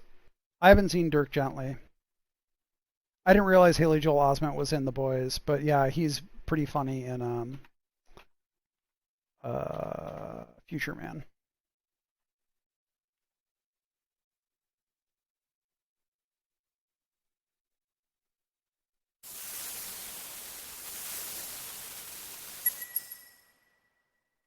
All right, I guess I better help this dude. I think his Hanseatic League guy might die fighting him. The Expanse, yeah, we watched all 4 seasons of The Expanse. Very good. The Expanse is a show that I feel is fairly predictable, but still very good. Still very well done. Good execution makes up for a lot of stuff. Oh.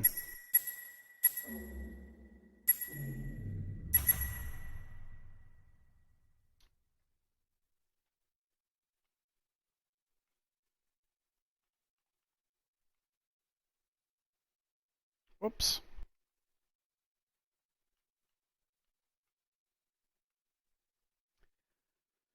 Yeah, I would say that the sci-fi in The Expanse is kind of more toward hard sci-fi. I know that's a nebulous term and people get really fucking bent out of shape about it, but whatever.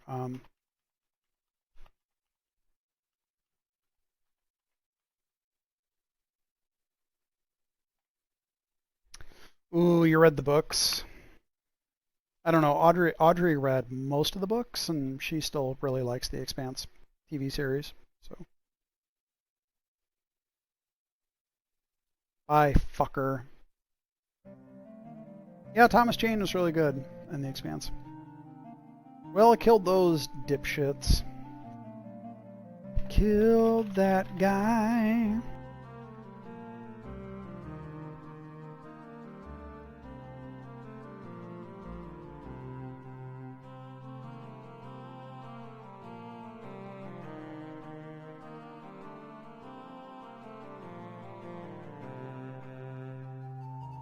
Yeah, the Expanse wasn't the Expanse like it was like they were gonna make an MMO and then they like wrote books to forgive me, I can't remember the timeline, but it was like they were gonna make a game and then they made novels for the game and the MMO didn't either work out or I don't know if it didn't get released or did get released, but then the books took off and then they made a series. Or yeah, it was some like weird, like it was not a normal sort of a tabletop campaign they did to background an MMO and then made books. Yeah, it was a like I said, it was a weird sort of process. Then Germ told them to bookify it.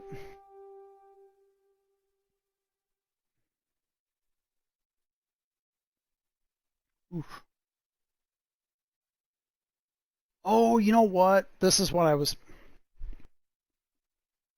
I should have tried to get the missions here. Very stupid. I fucked up. This rookie mistake. I should have tried to get this mission from Ulm. I could have made so much more money. So stupid. Oh well. Remember when Kurt Schilling was super bent on making an MMO and paid Ari Salvatore all this money to build a world? I do.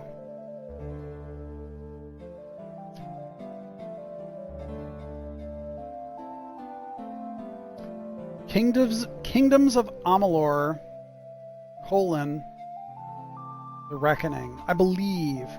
Yeah, the developers got super fucked. Kingdoms of Amalur. I'm sorry, not The Reckoning, just Reckoning.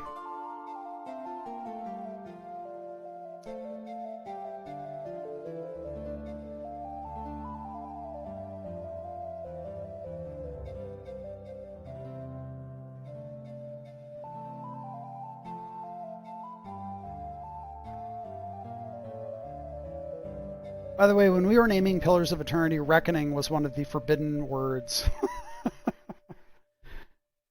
So the we had Project Eternity,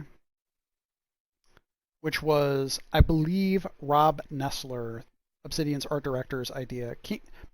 Project Eternity, and then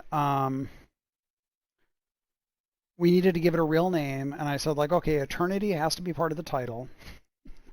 Bonus points if the initials wind up being PE or P something E. And I said, you can't use any of these words, and reckoning was one of them. And I said, if you put a dash or a colon in your suggestion, I'm going to murder you with my bare hands. And Kazunori Aruga actually came up with the name Pillars of Eternity. True story. Bro.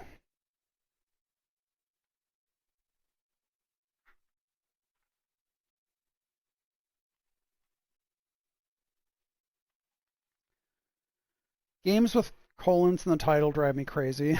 Unless they're like expansions, then I can kind of see it, but like, especially when it's like the first game in a series, just pick a name. Just pick a name. Something simple. Don't like torture it. Don't make a backronym out of it. Like, leave it alone. See, the thing is, like, nobody actually calls those games The Elder Scrolls X : whatever. No one calls them that. So that doesn't matter. That doesn't really count. Like, if Todd Howard went around always referring to it as The Elder Scrolls V Skyrim, then that would be bad. But like, nobody really refers to that way. That's fine. I think Eternity is probably too broad and generic. I don't mean that in a bad way. I just mean I bet it would have been harder to copyright. Like, there's a perfume called Eternity.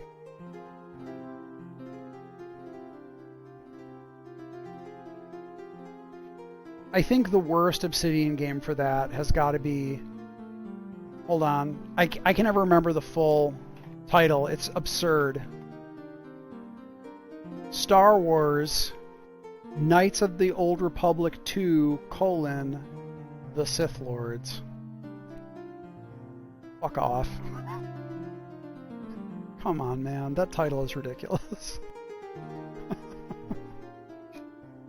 The Double. 2 quick ones. I didn't say the game was bad, but the title is.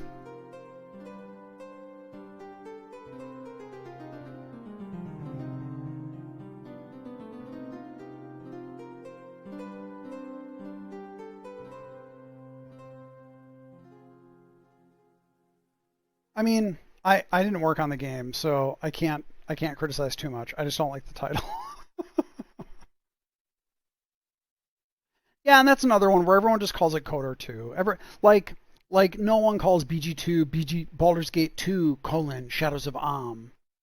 Like, no one calls it that. They just call it BG2, and it's fine.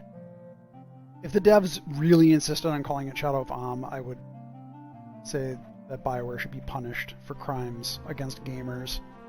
But they didn't. I'm gonna go back a different way.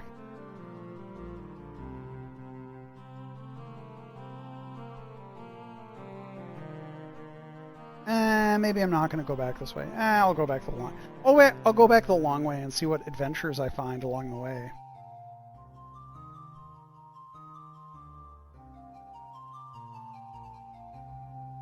Should never have been called BG2 though, because it's not in Baldur's Gate.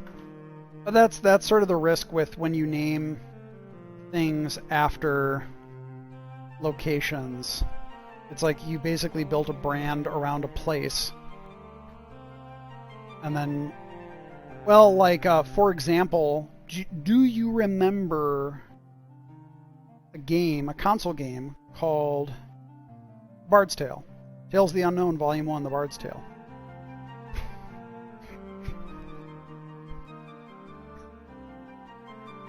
Of course I know that. So remember Mark of Cree? Anybody remember Mark of Kree? So Mark of Kree was this cool game, and then they made a sequel called Rise of the Kasai, and I believe that Mark of Kree was not in the title anywhere. And nobody nobody knew that it was actually the sequel to that game. And it was oh, I'm going to have Hansa use his knowledge. Nice job, Hansa.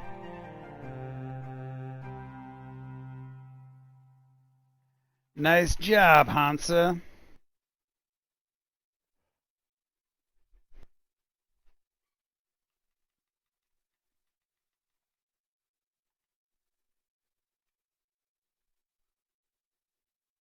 What's this castle?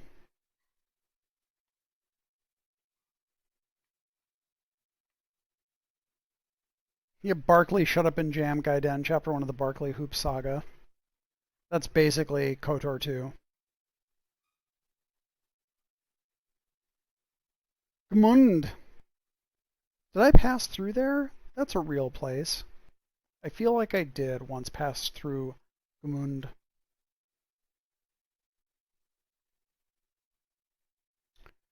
PDK fan, or PKD fan, sorry.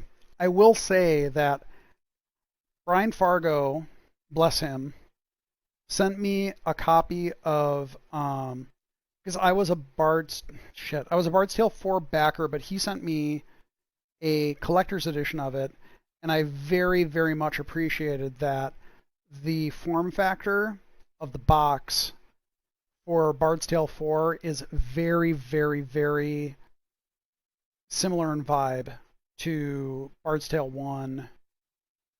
Bard's Tale 1 specifically. I think Bard's Tale 2, I also bought Bard's Tale 2 in the store, but that was a box as opposed to like a sleeve. I think, yeah, I still have yet, because it was funny because I got it and then Brian said, well, no, wait, we're going to do like a director's cut thing, so don't play it yet. And I was like, okay, cool. And I still haven't played it. I feel like shit. Yeah, so like, actually, hold on just a second. I'll show you.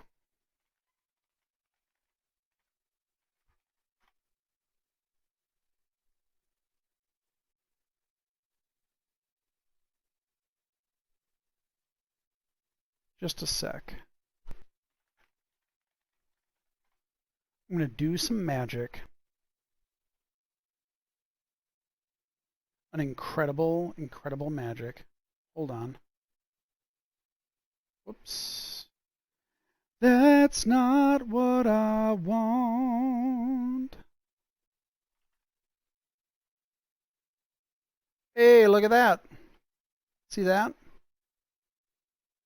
Obviously, you can't see the interior of the box, but like, that is the style. That is like, that's the vibe. That's very much the vibe. I appreciate that. Bard's Tale 1 that was the, fuck. God damn it. God damn it, I just deleted the Darklands stream just a second. What a dummy. Ugh. I blew it. I deleted the wrong thing. Hold on.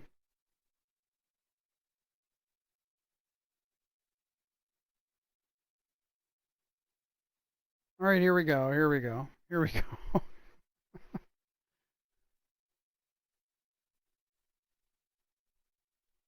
There we go.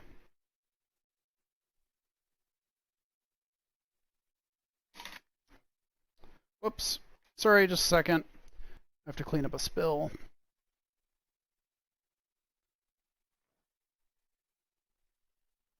Whoops, whoops, whoops. Whoops, whoops, whoops. Would I have quit on the spot if New Vegas was forcibly renamed to Fallout Chapter 3 of the West Coast Saga New Vegas? No, but that was another one where I understood that, like, it made sense. Like, I think for a while, at least in our internal documentation, from the pitch documentation, I think it was Fallout 3 New Vegas. And I understood why they were doing that, because it was old tech, so we didn't want people to think, like, this is the sequel. It was a spin-off. So having it be, like I said, like a, you know, some people derogatorily said like, "Oh yeah, New Vegas is just a DLC for Fallout 3," which is really super sweet. But yeah, so having it be called Fallout: New Vegas, I get that because it's not a sequel. It feels like a Gaiden. It feels like a separate thing. So I get it.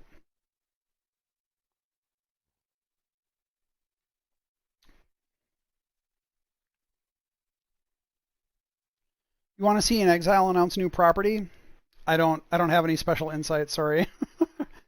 I see Brian every once in a while. Like when I go to events, I wind up talking to him a little bit usually, but I don't have any secret deets. And if I did, I've been doing this too long to screw up, even drinking, to screw up by telling people secret things.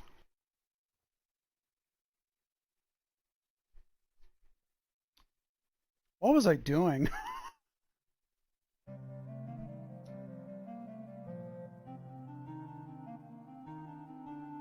Oh, I think I just accidentally ran into that. I think I'm taking the long way around. I think this is going to take me a lot longer to get back to Nuremberg.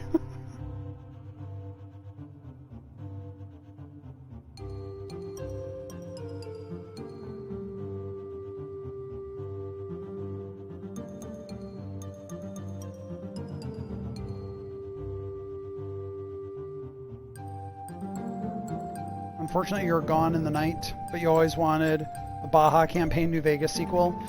I like dropping stuff like that just sounds like fucking weird as shit.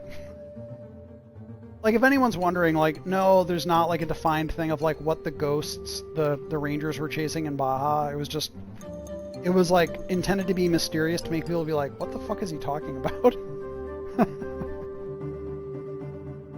Is there a way to get... Good night, Basic Channel. Thanks for dropping by. Handsome Normal Man. Is there a way to get into this game if I'm too used to modern UI? Unfortunately, it's rough. It's rough. Like, there's no update for it.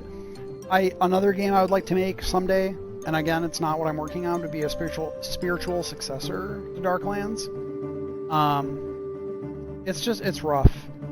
It's a 1992 super hardcore RPG. It's I understand why people bounce off of it. I don't really recommend this game to people that often because I played it when it came out. I played this game in 1992. It's just, here we go. Here we go.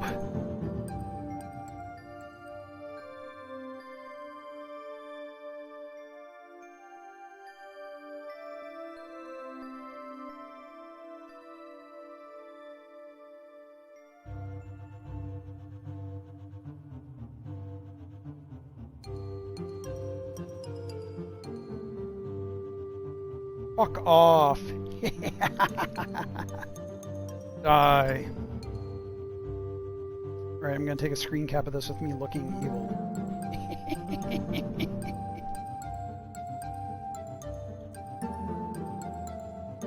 Boom. Boom, feel the wrath of Dominic.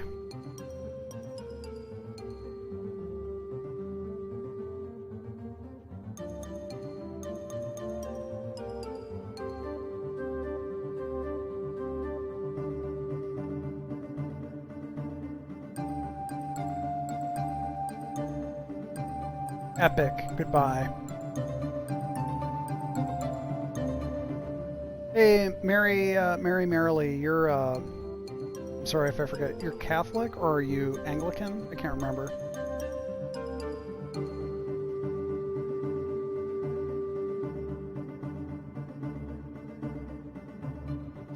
I would say, Fallout 1. I can still play Fallout 1, but yeah, that's not a, you're Anglican. Okay, that's what I thought. Couldn't remember. It was like St. Dominic. I was like, there's some Catholic adjacent. I would say Catholic is or Anglican is Catholic adjacent. I don't think that's unreasonable to say.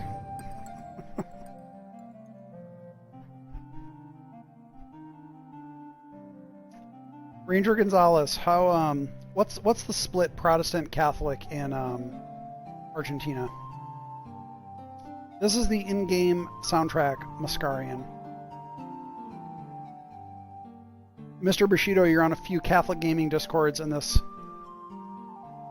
pops up in the recommend. Yeah, I mean this is the this is the century to do it right. Like 100 years before Martin Luther starts creating problems.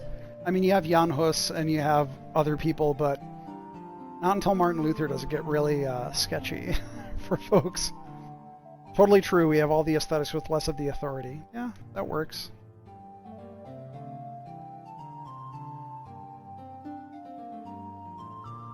Ranger Gonzalez, there are no Protestants at all here. Sometimes it's like that, like Bavaria. Pretty darn Catholic. Ooh, by the way, this might be a gateway to Satanism.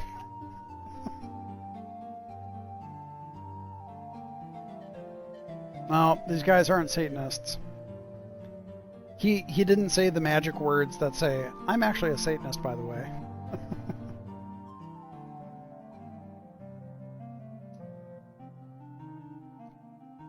Where am I going? I'm going back to Nuremberg. Are divine favors actually divine, or are they like indulgences? So divine favor is, yeah, it's the "ye shall be as gods" quote. That's the super easy way to find out if a village is satanic. So this yellow, is this bar yellow, by the way, or is this green? I think it's yellow. This yellow bar is divine favor. So what happens is, I'll show you.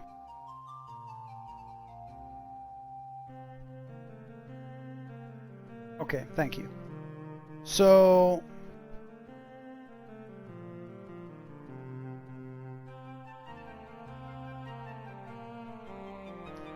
I'm also colorblind, so that's why it's hard. So when Hilda prays to a saint, there's a minimum virtue requirement, and I think the amount, there's a formula that I don't remember, but the amount of virtue over the requirement increases the base amount of success. But then what I can do is I can increase the amount of divine favor, which is a currency basically, that I can spend to call on a saint's aid. And the only way to, I shouldn't say the only, actually maybe it is the only way to recover divine favor is to pray in camp or at an inn. So if you get a chance to pray, then you can restore divine favor. I think maybe attending mass or going to confession can also do that. I have Jerezi, I have severe deuteranomaly. So I do not have deuteranopia, which is the super duper green absent, but I have severe deuteranomaly, which is very red-green colorblind. Seabass Kalaka, historically was Satanism ever really a thing? Not really. No, not really. Something that I actually asked the creator of, or I shouldn't say creator because it's a whole team, but Arnold Hendrick was the main designer on this game. And I got a chance to interview him, and one of the questions I asked him is if he felt like it was maybe playing into ahistorical opinions about mild trigonometry, okay. Ahistorical sort of ideas about Satanism in the Middle Ages. Satanism wasn't really, like, you know, outside of a few oddballs here and there, I mean, because there's always going to be somebody who's like, I'm fucking doing whatever I want. Yes, so ironically, the Satanic Panic in the 80s and 90s probably led people to actually starting groups like the Satanic Temple. Yeah, true. But like there weren't really like satanic groups or covens of witches or things like that. Didn't really exist. So that's the idea is that Darklands takes the superstitions of the 15th century Germany and says, what if they were real? And one of those superstitions is that witches were Satanists and they were all over the place. So there you go. Blasphemous looks pretty darn cool. Anyway, I'm not actually going to pray to St. Patrick because I don't need to right now.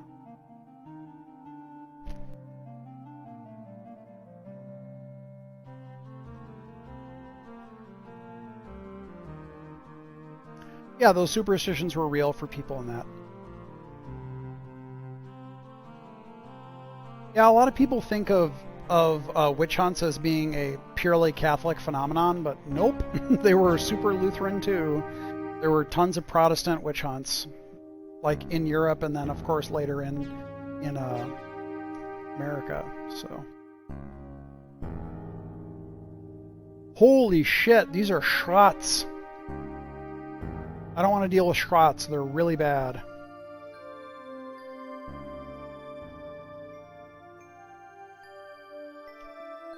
Crux. Yeah, state religion. Yeah, basically, so nulla crux, nulla corona. No cross, no crown. So something to understand about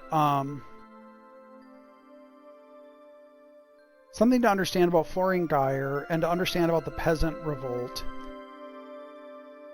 The revolution of 1525 is that abbeys and bishops were they were ecclesiastical, but they were also landholders and lords. And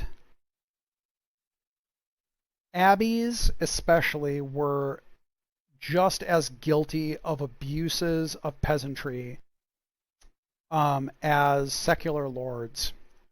So there was an enormous amount of resistance to the church having secular authority within the Holy Roman Empire in the areas especially where the German peasant revolt happened, which was dominantly Schwaben, Swabia, Black Forest, Schwarzwald. So that area, parts of Switzerland, almost nothing in Bavaria. But because of that, Florian Geyer, nulla crux, nulla corona, is kind of saying like, yo, dude, like, we don't want to be ruled over by the church, nor by these petty lords. A thing I thought was interesting about the Revolution of 1525 is that a large number of the peasant assemblies still respected and believed in the authority of the emperor. It wasn't that they rejected the emperor's authority or the church's authority, but they rejected the draconian rule of local lords, bishops, abbots, and things like that. So nulla crux, nulla corona. Like, get those people out of our diets. Like, get those people out of our local government. And that was what a lot of their reform. Like, if you look at the 12 articles, and if you look at the 12 articles and a lot of the constituent cities that comprise the 12 articles, there's a lot of commonality about getting church officials out of local diets, local government, and putting secular peasantry basically in those positions. There you go. What am I doing? I'm trying to make Schratz not attack me. Hey!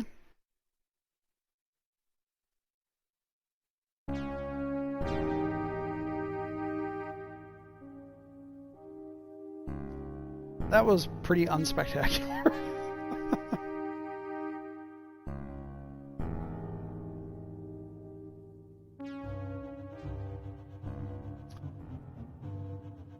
Yeah, Florian Geyer was one of the more decent nobles. Hall.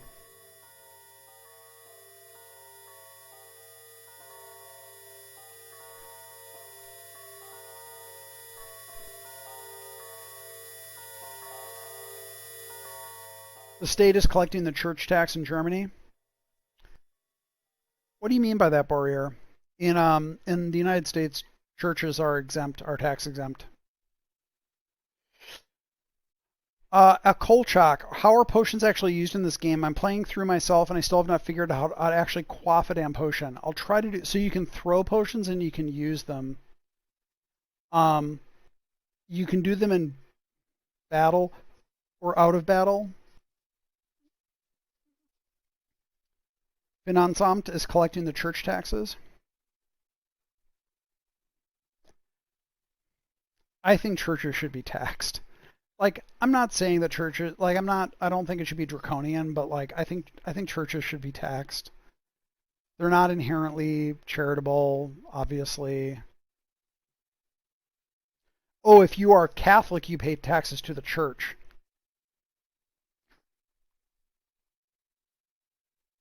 That's a little weird for the state to be doing that.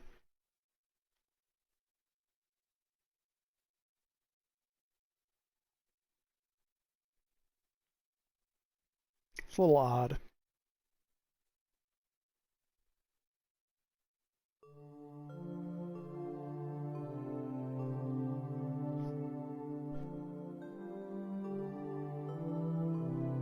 You know, I'm bummed out. I've been to Germany in. I've not been to any German-speaking place in 9 months now. I feel like. I think my German's getting shitty. Not that it was fantastic before, but I'm bummed out. I practice. Try to practice. Yeah, I read die Zeit. I still need to watch season 3 of Babylon Berlin.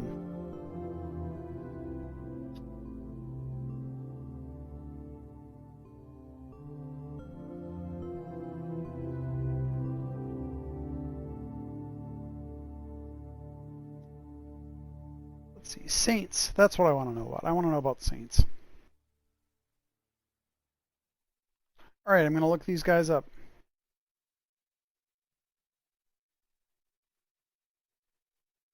I really like Babylon Berlin a lot. I just haven't had time to really. Stanislaus. It doesn't look that great. St. Mark. Should help with demons, right? Agility and read and write. I don't need that. Willibur. Charisma, speak common, woodwise. These saints are not good. Oh, that's right. Okay, Damien heals 100% endurance, 30% strength. Automatically gives knowledge of St. Cosmas. 30 virtue. I'm going to learn that for Connie. St. Damien automatically gives St. Cosmos. Awesome.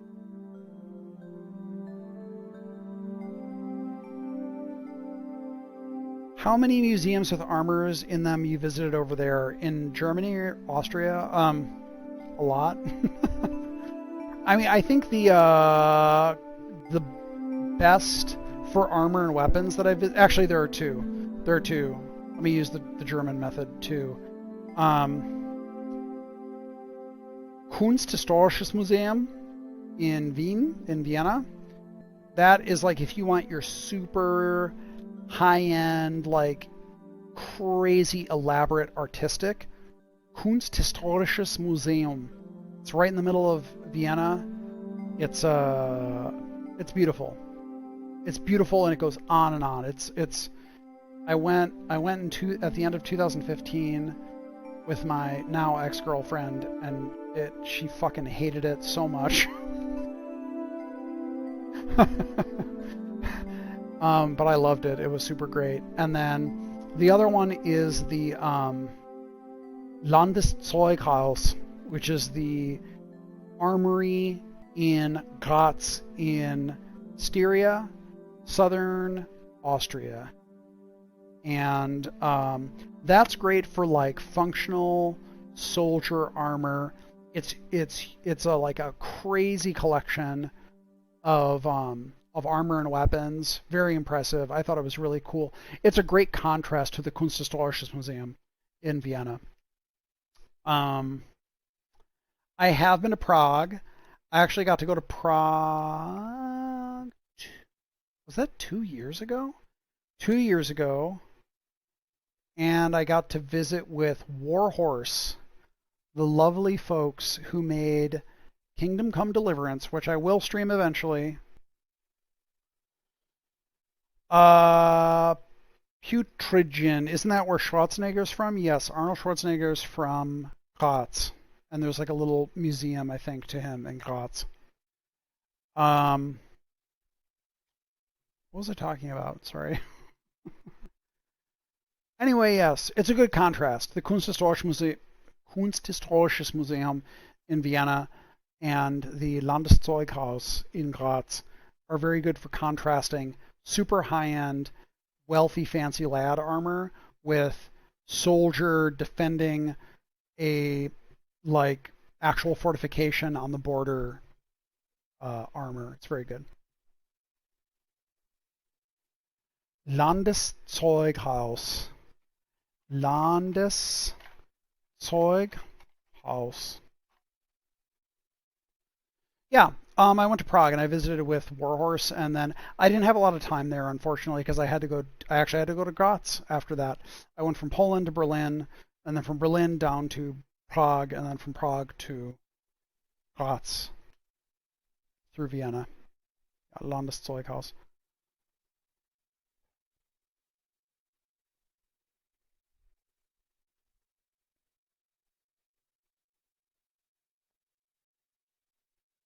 Yeah, there are no armor museums in the U.S. Actually, no, that's not true. That's not true. There is actually, this is another thing that Merrily, there is the Met. The Met, actually, the Met has a the Met has a good armor exhibit. Like, I mean, when I say good, like by American standards, it's good. It doesn't compare to great armor exhibits. I've not been to the Tower of London. But yeah. Yeah, thank you, Merrily. For being in New York. Yes, for being in New York, it has some good stuff. You know, I only had 2 hours to spend at the Met, and I was really bummed. And I felt so stupid because I've only been in New York City once, and that was last year. And I went to the Met, and I was like, ooh, the cloisters, that sounds cool. And I was like, I went up to a guard, and I was like, how do I get to the cloisters? And they're like, you gotta get on a train, and you gotta go all the way across the city. What are you thinking? And I was like, I don't know, I'm not from here. I don't know anything about this city.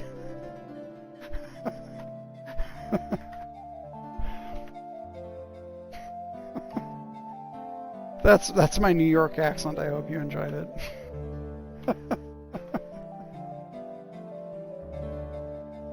Yeah, I hope I get back to New York. It seemed really cool, but I only got. By the way, so I went to New York and So let me tell you about me being an idiot in New York. I landed at Newark. Strike one.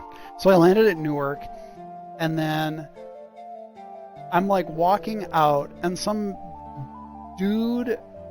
Jersey dude comes up to me, and he's like, hey, you need a cab? I'm like, yeah. I was like, and immediately I was like, this is a scam. This is not a licensed cab. This is wrong. But I did it anyway. The true out-of-town New York experience. And I don't know. I don't know what I was thinking. I was being stupid.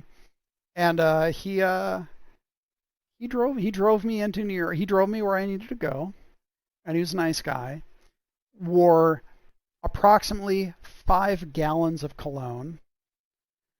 And dropped me off, and I got a receipt that is, I'm sure, just like completely bogus. And yeah, I was partaking in the local culture. And I got to where I was going, but I was like, the whole time I'm like, this is a rip-off. Like, I think I was texting people like, hey, if I die, if I disappear, this is the license plate of the taxi, the illegal taxi that is taking me from Newark into New York City. And then I got into the city, and he dropped me off, and he was fine. Like, the whole trip was fine, but totally illegal, I'm sure. And then I went to my hotel. And on the way to my hotel, I passed what looked like the most, like the platonic form. Like I had peeked out of the cave and saw a New York City pizza place. And I was like, this is it. And so I like put my shit in my hotel room, and then I just went down to the street and I walked like 2 blocks back, and I was like, gimme 2 slices of cheese pizza. And there were 2 guys working there, and they were just yelling at each other nonstop from like 10 feet away from each other the whole time. And I was like, that's New York, baby. Like, it was truly incredible.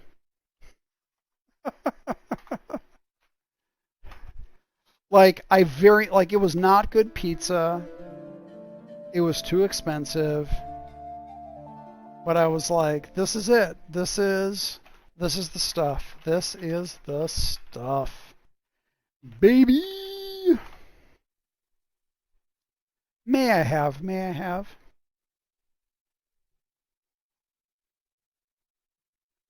I was just saying earlier to Audrey that last time I was in London, I've been to London thrice, and on my last trip I had 2 experiences that were very good. I was having some trouble getting my ticket validated going out of the underground, and 2 young black Londoners, men, when I asked them, I'm sorry, my ticket isn't working going through the thing. May I leave through this exit? And they said, no problem, mate, and go on, bruv. And I was very, very happy to be called mate and bruv by these 2 young men. And then, 15 minutes later, I saw a 55-year-old white British man miss a bus, and he yelled at the bus, "Oi! Oi!" And I was like, that's it. That's my London experience. I'd done everything I needed to do. I got called mate. I got called bruv. I heard a middle-aged white English man yell oi at a bus. Like, what else do you need? That's it. That's the experience. That's the London experience.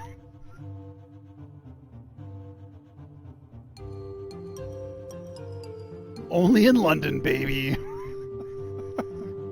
Alright, I can't even get through this way. I gotta take the super, super long way around. You ran into an English guy who lived in Green Bay for a decade? Ooh. God, I can't remember who it was. I was talking to someone recently who was like, I'd like to go to Green Bay. And I'm like, no, you don't. Was that you, Audrey? You don't... Like, if you want to go to a Packers game...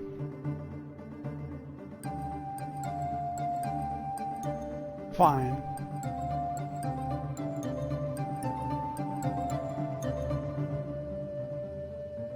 You know what? So here's the thing, Hallman essay. So I grew up in Wisconsin. I lived in Wisconsin for the first 23 years of my 28-year life.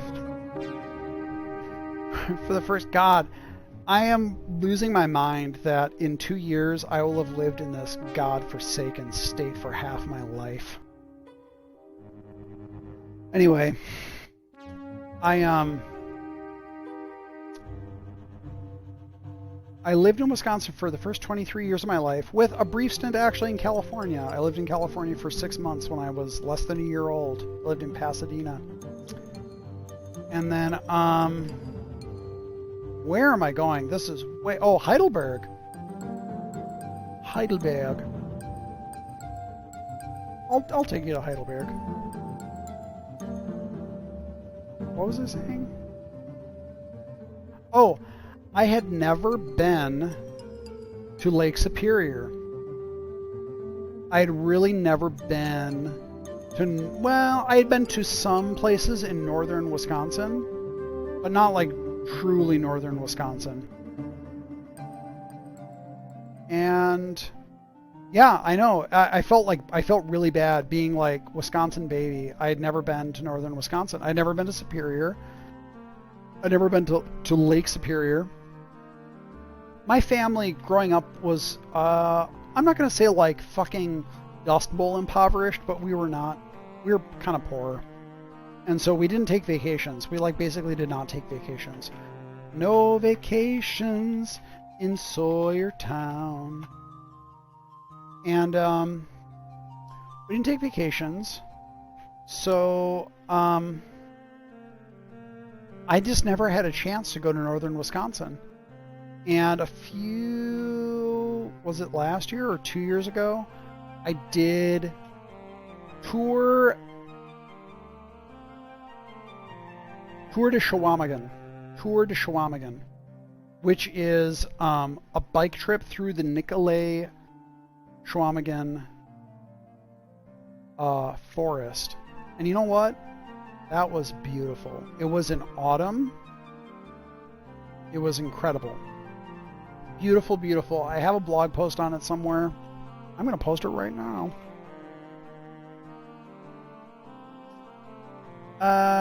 J. Sawyer tour.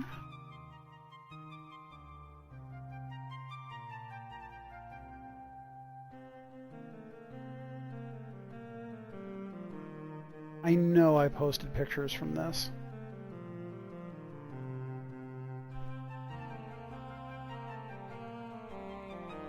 Sorry, just a second. Wow, roasted. I screwed it up. Look up, I'm going to type it because you're not going to.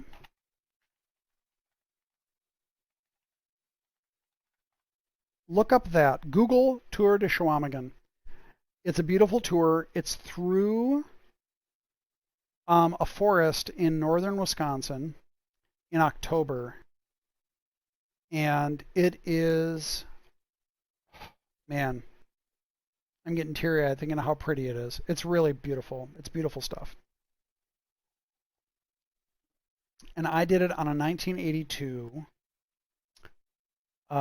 Trek 720 that I restored.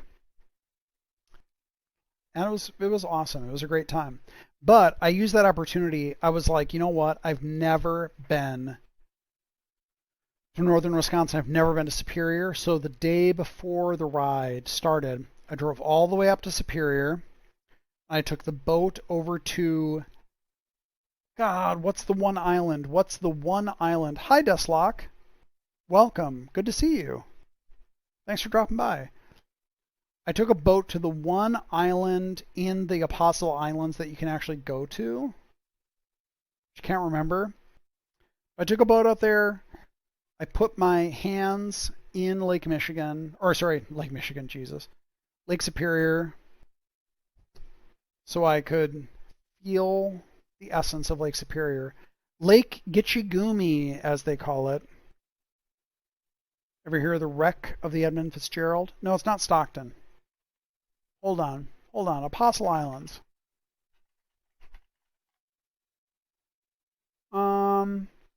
It's tricky because it's like weird because it's not technically part of the, it's like an Apostle Island, but it's not part of the National Park Service.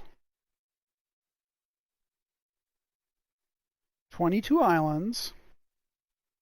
Madeline Island. I went to Madeline Island, yes. Yes, folks, we are being graced by the Desklock. He's here. The man is here. Yeah, I went to Madeline Island. It's very pretty.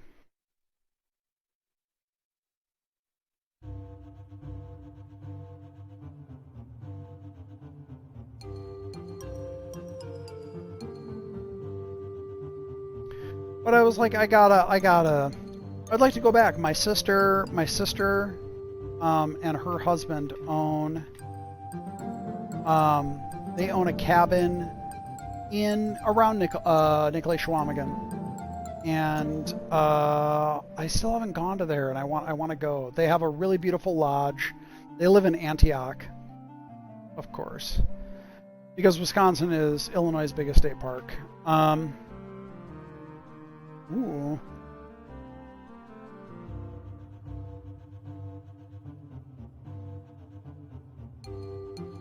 I've never been to the UP either. That's the other thing that I feel bad about is that, like, because I grew up in Jefferson County, which is pretty far south in Wisconsin. It's way easier to get to Illinois than it is to get to northern Wisconsin. And I never wound up going there. I never wound up going to the UP. I feel pretty bad about it. Seems like a beautiful place. That should be part of Wisconsin, not Michigan, by the way. What's this town? Let's see if there are some Satanists here. Battle flags everywhere 50 miles south of the Canadian border. Yeah.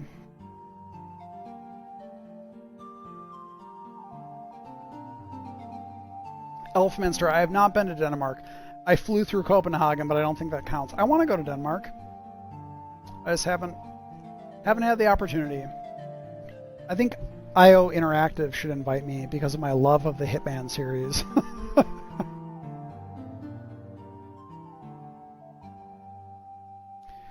If you go to the UK, go to the Wales or north of Brighton. Don't go to London. You know what? I know people are mad because I say that. So I've been to Warwickshire. I've been to Bath, Warwickshire, and London, and that's it. And I know that I need to see other parts of the UK. I just haven't had the opportunity, really. I have not gone there for vacation properly. So I've been to Sweden. That is the only place that I've been to Sweden. Or in Scandinavia. I've been to Sweden. I've been to Stockholm. That's it. So I did not go to the baths in Bath. I have not been to Scotland, unfortunately. So many places I'd like to go. I haven't had the opportunity yet. I'm really glad that as an American, a lot of Americans will never get the chance to travel.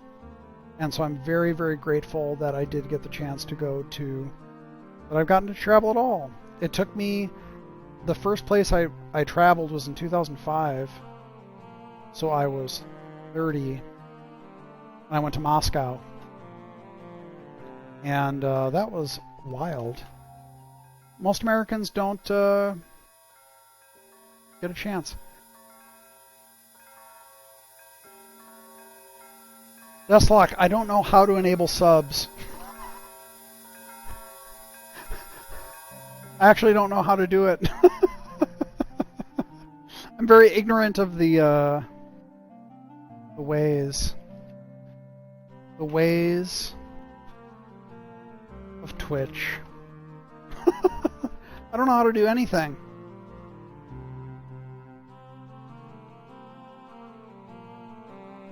If you tell me on Twitter tomorrow, maybe I'll do it.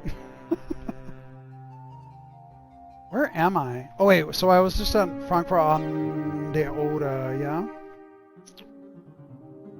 30 and you've never really been anywhere. Too broke. That's the thing. A lot of people can't. Thank you, Deathlock. A lot of people can't afford to travel.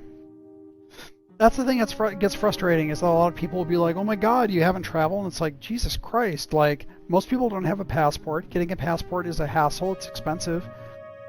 And a lot of people don't have the money to travel. Like, it's not an easy thing for a lot of people. I consider it a great privilege that I've been able to travel. And again, I didn't travel out of the country until I was 35. So, merrily, never had been outside the U.S. until last year, and you're 27. Yeah. I was 30 when I traveled.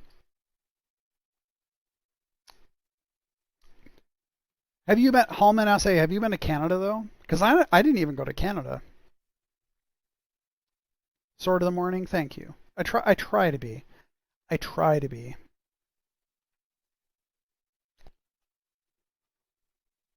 Once. I've only been to, I went to, there was a brief period of time Are you ready for some secret lore? There was a brief period of time where we were talking to Eidos, Montreal, about working on the sequel, Classic Obsidian, working on a sequel to Deus Ex. And I got to go to Montreal. And man, I got to say, even though my French is very bad, Montreal is a beautiful city. It's really nice.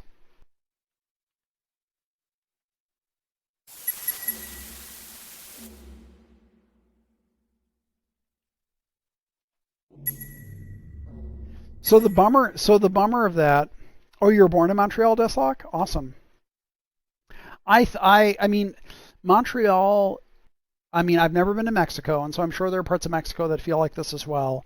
But Montreal is the closest I've seen to a European-style city in North America, and I'm a huge Europhile, unfortunately.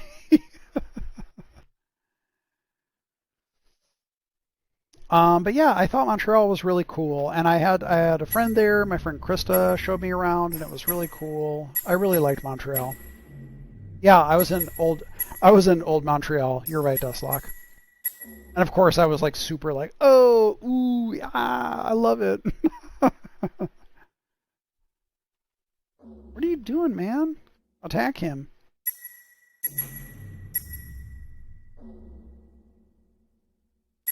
Of course I had poutine. Of course I had poutine. Come on, man. Come on. 400 years. Montreal has been around a while.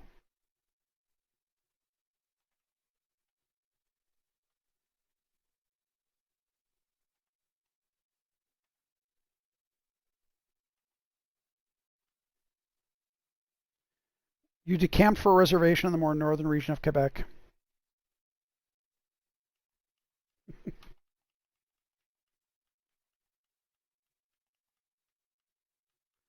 Don't they actually call Vladimir Putin something else? Yeah, they call Vladimir Putin something else in French because if you just say his name like phonetically directly, it's a slur in French. Because I follow Le Monde on Twitter, and I kept seeing Vladimir Putin's name, and I'm like, yeah, whore. That's right. That's bleak. So I was like, what is that? And then someone was like, oh yeah, we have to change the spelling of his name because it reads really badly. And I'm like, cool.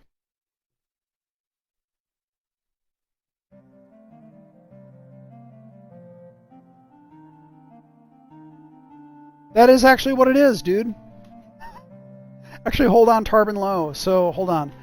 Vladimir Putin. So, let me look it up en français. And... dude, check this out. Check it out. Check it out. Check this shit out. That's what it is.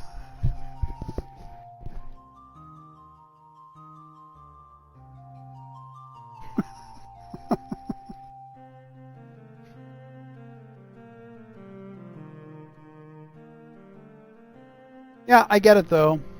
Because the thing is, like, every time, I swear, because, what's wrong, Sesame? Hold on, folks. Whoa!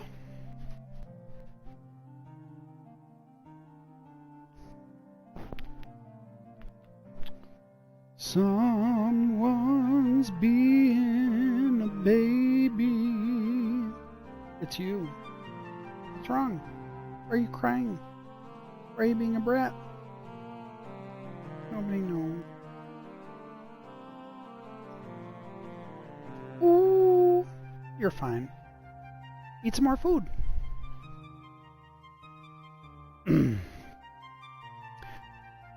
So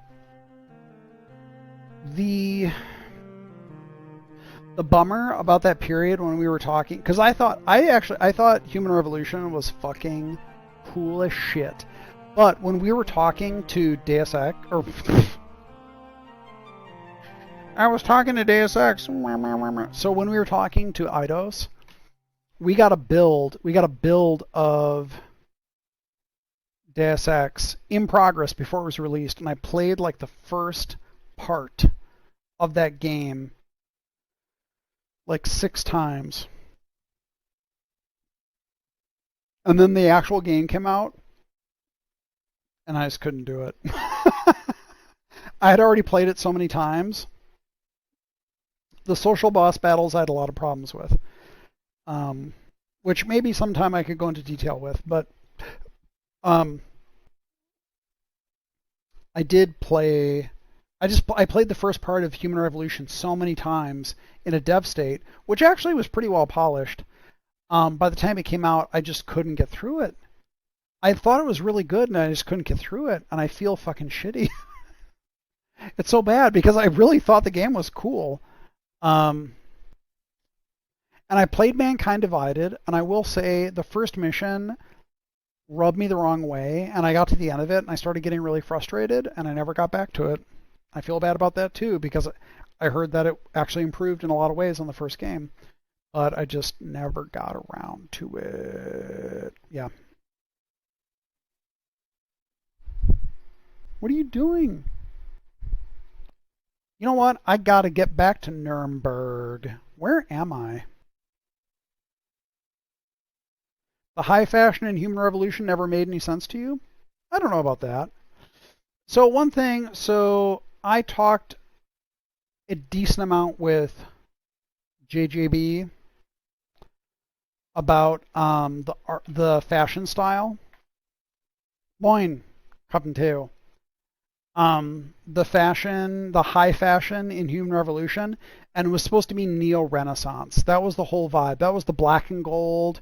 That was the frilled collars. They were going for a neo-Renaissance feel. And I got it. I thought it worked, personally.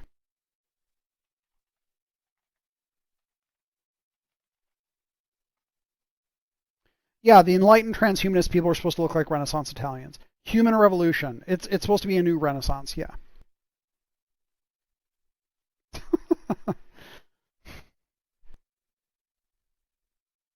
I thought the aesthetics of Human Revolution were very good. Of course, I'm going to charge into the fray and rescue these guys. You're off to get drunk in a field? Thanks, Dom. Good luck.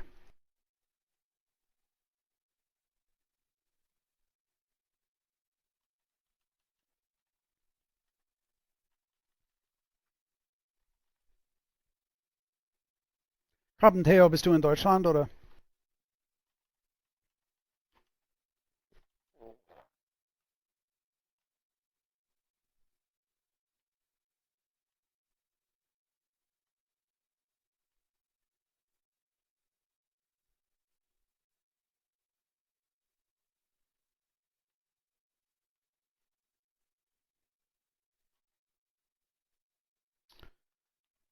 You know what movie I still haven't seen, and I heard it's really good, but I don't have any experience with psychedelic drugs to confirm it, is A Field in England.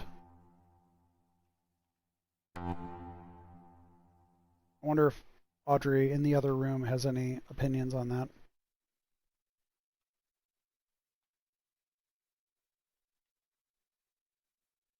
Ooh, no, no, no, no, no, no, no. Where are you going, Hilda?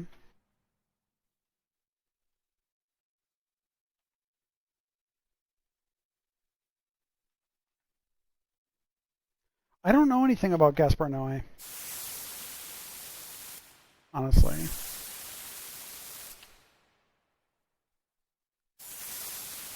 I also, August is out of throwing knives. What was the other thing? Oh yeah, I really liked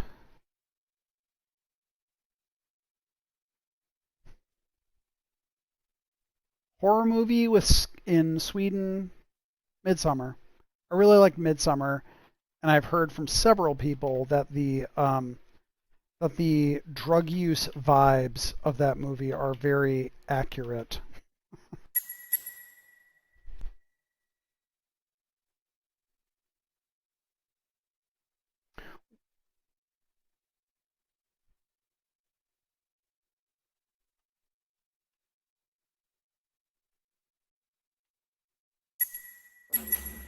I've never done any psychedelic drugs, so I don't. But I really liked Midsummer. You know, I really want to watch the Lighthouse, and I think it's on Amazon Prime now. So I do want to check it out. It looks very good. I loved the Vitch. I haven't seen Hereditary yet. I did think Midsummer was very good, though.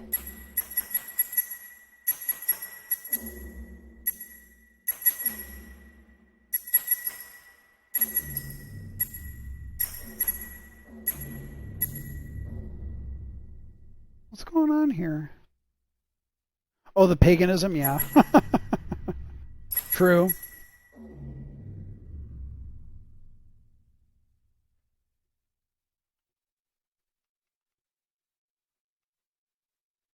Gotta get some more throwing nows for August.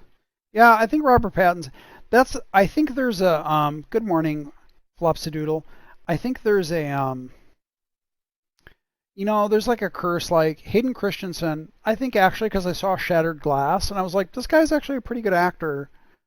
But Star Wars was directed so fucking badly that you could be misled into thinking that he's actually a shitty actor.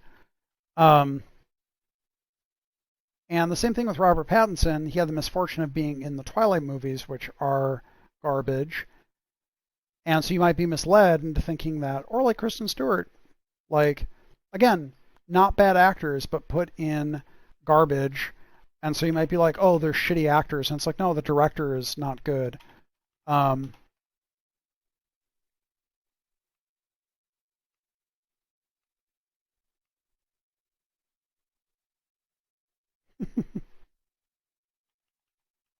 Yeah, I haven't heard much from Hayden Christensen in a while, but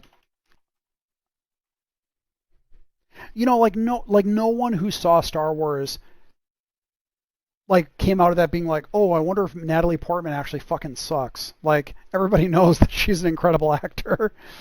Or like, oh, I wonder if Christopher Lee actually fucking sucks. Like, of course not. You know it's the director, but because not a lot of people had seen Hayden Christensen at that time, I think a lot of people were like, I don't know about this guy. Maybe he just fucking sucks. I've seen Kristen Stewart in others. I'm trying to think of what I've seen her in that I thought she was good in. I did see her in other stuff that I thought she was good in, though.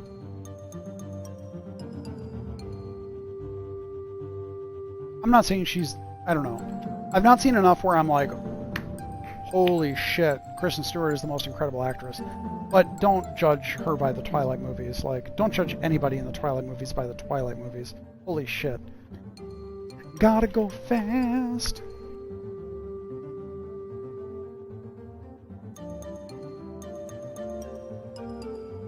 You know what was not a good movie, but actually had some good performances in it? Was it was the Snow White and the Huntsman?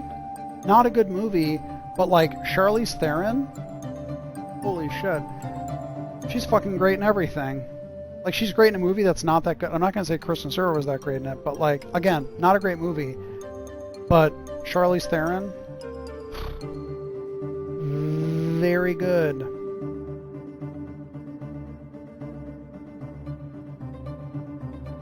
God damn it, I have to fight these fucking dipshits.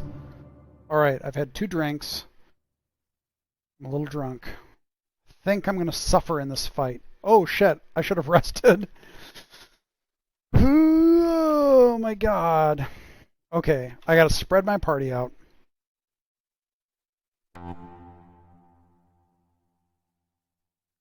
By the way, still my favorite, Between Two Ferns is Charlize Theron in Between Two Ferns. She's really, really, really funny. And she's very, very funny in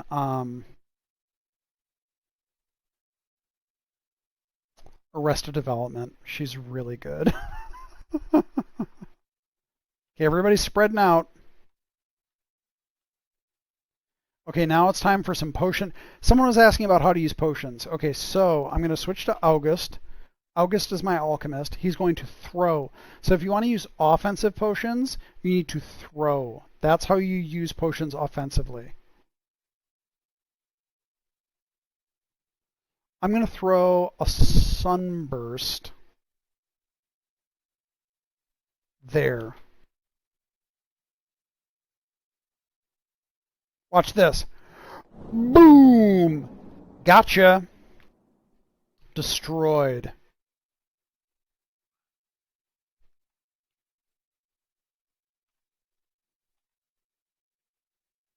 I'm going to send this Hanseatic League guy right into the fray. There is friendly fire, yes. I'm pretty sure, yeah. Sunburst is not, like, crazy. Oh, wow. I can fucking just wreck this dude.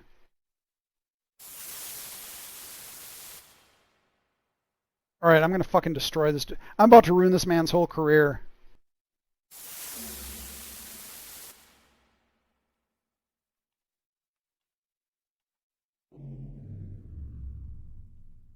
Bye. Holy shit.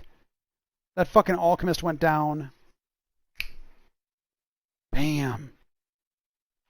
Gotcha, fucker.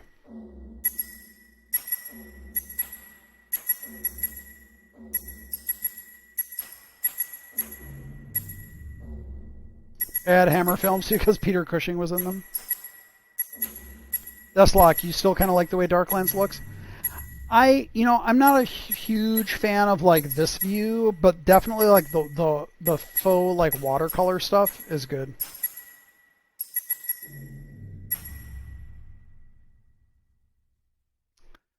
So the thing is, Deathlock, to be honest, like I don't want to try to like get too twitchy with this. I just like streaming and not worrying about like how many people are watching. I would rather just kind of stream, and if people want to see it, cool. If they don't, they don't. And I think once I start like getting twitchy, I worry that it might lose some of that. I don't know. I just like not caring. I like being able to say whatever I want, not really just worry. Personally. Oh yeah, charity would work. I should rest.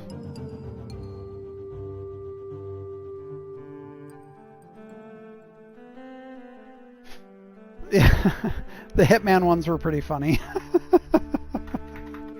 I'm glad you like the Hitman ones.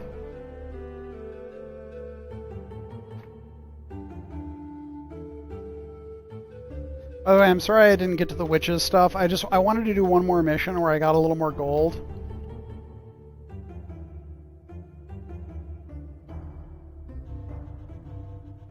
You know, I think I said like, you know, I know not all streamers are like this, but once there's like all sorts of different like panels and like weird fucking feeds of people doing shit and donating and like, whoa, wow, thank you for the donation, beep boop, bop doo. Like when it gets really silly like that, I can't take that shit. I can't do it. What's this castle? Let's check it out.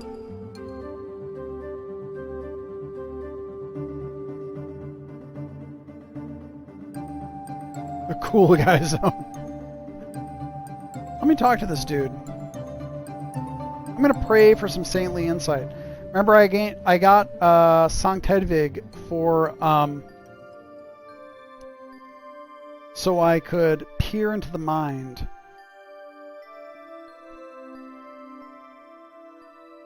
Of the lords. This lord is an honest man, as good and just as one can be in such a hard world. Alright. I'll take your word for it, Sankt Hedvig.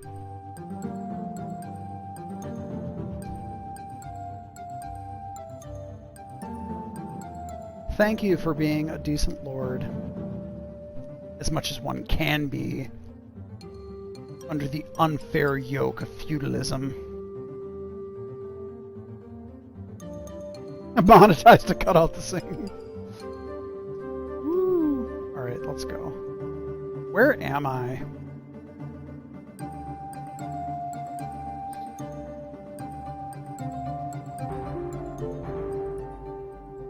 Oh shit! There's another mission I have here. I'm gonna take a slight detour to do this mission. Sorry, folks. I'm gonna go in and see what saints they got. Cool, awesome. Worked out fine.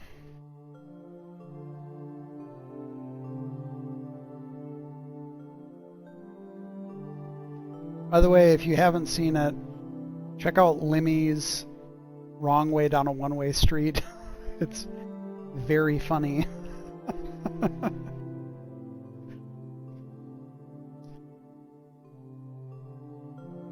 Wrong way down a one-way street. Oh, there's some good saints here. I haven't seen his live streams now. Dismas is a good saint for some things, I know. Help a party escape prison. 53 virtue. Ooh, that's some good thieving. That is some good thieving. I think I need Hilda to get that. Saint Dismas. Boo, boo, boo, boo, boo.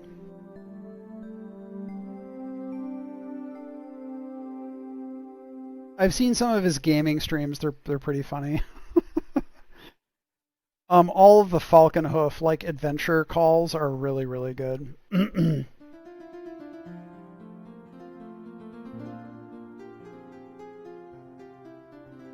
Whoops, that's not what I wanted.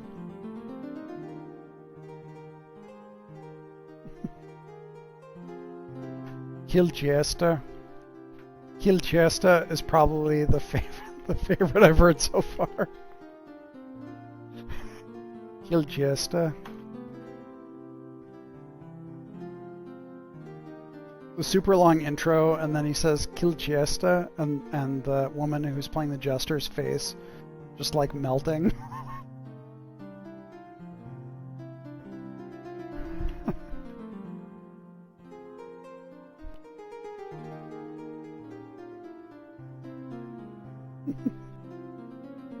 Oh god. Wait, why? Oh, that's right. Wolfie has Hedvig. Alright, well I got Dismas. Wait, is that what I got? Yeah.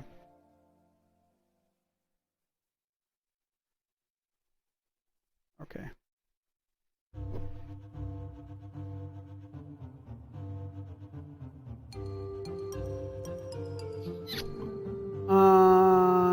Minor quest.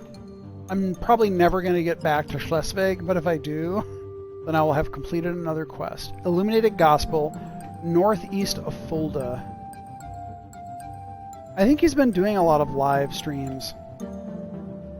Cooper Black, if you had unlimited budget and unlimited access to franchises, what game would you make? What is your dream game? I don't know. I don't know. To be honest, it's probably not an unlimited budget type of game. It's probably something that's more like this. The games that I really want to make, honestly, are not games that are like $100 million games. They're just not. I just am not really interested in that. Personally.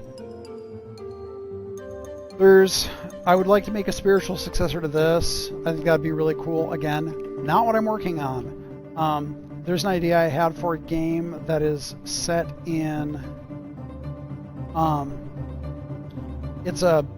basically you're running a bicycle store in Chicago, and it's about the social interactions of a bicycle shop and also the kind of practical day-to-day realities of running a bicycle shop, which I don't think anybody wants to play, but I don't care. Where the fuck is this? Northeast of Fulda. Just live in KCD, yeah. Bike shop game set in Vegas. You know what? I'm not seeing where this... It said northeast of Fulda, but I don't see any place where this could be. bores.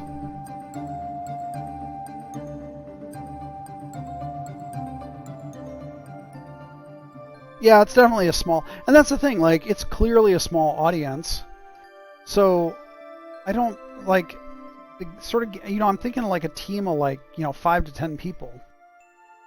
Like, you know.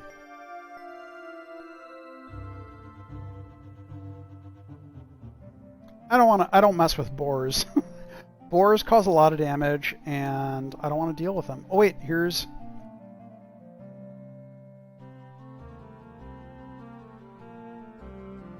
I like the idea of working on games that nobody cares about. And they come out, I don't have to talk to anybody about them, and then they come out and people either like them or they don't. And if they don't, it's fine. Is this a cave or is this not a cave?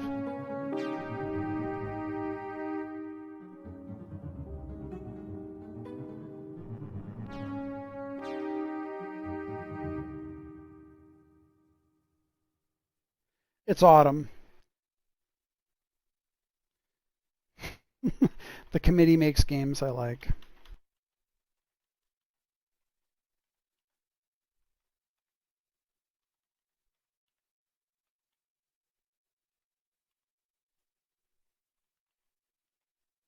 Trying to fulfill all of the game expectations of the people who backed Pillars and Deadfire was very difficult, honestly.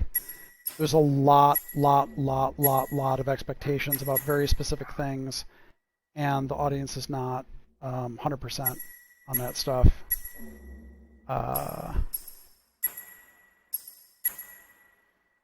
Do you think Grounded could open up Obsidian to doing more smaller scope games? I'm working on a small scope game right now. Very small team. So, I mean, who knows what the future holds. But I think one of the things that Microsoft is interested in, very much so, is Game Pass is a very popular service, and they like having a breadth of content on that platform. And some of that means mid-sized games and small games, because they find that a lot of people who subscribe to Game Pass play outside of their typical genre. They don't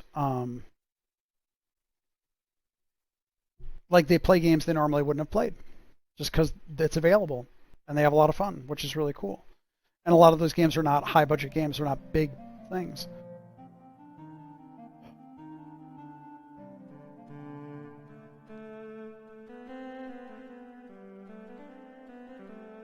Oops.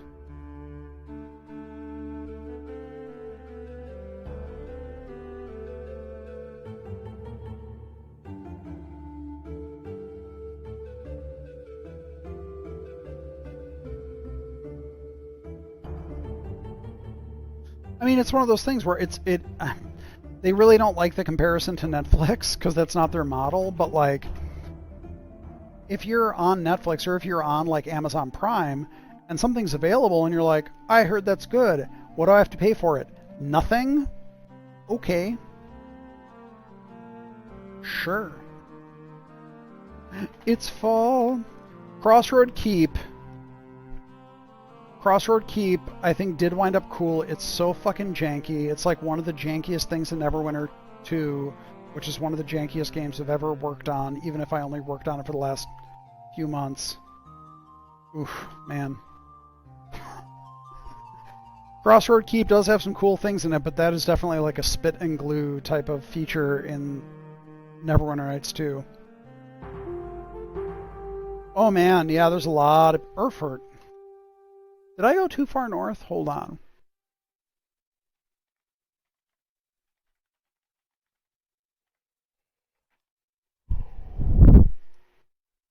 Oh, I went too far north. Way too far north. It did work. That is a feature, though. Like, Constant Gaw was one of the main people working on, maybe the main person working on Crossroad Keep, and that dude was working overtime, 7 days a week. And it was, man. What Pillars region would you like to expand on? I don't know. It's a good question. The Alien Republics could be cool. Ishamadal could be very cool. Living Lands could be cool.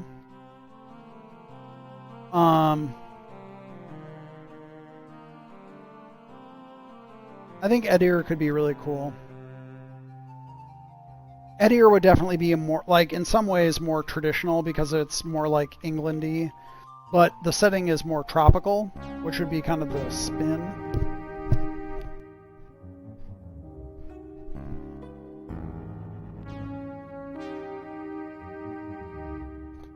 Well,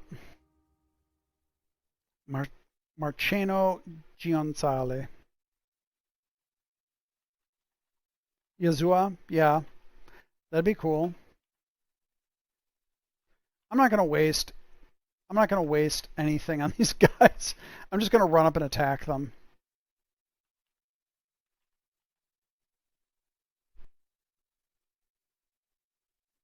These guys are scrubs. They maybe have falchions? What do they have? Falchions. Who cares? Living Lands. Yeah, Living Lands is kind of Icewind Dale-y.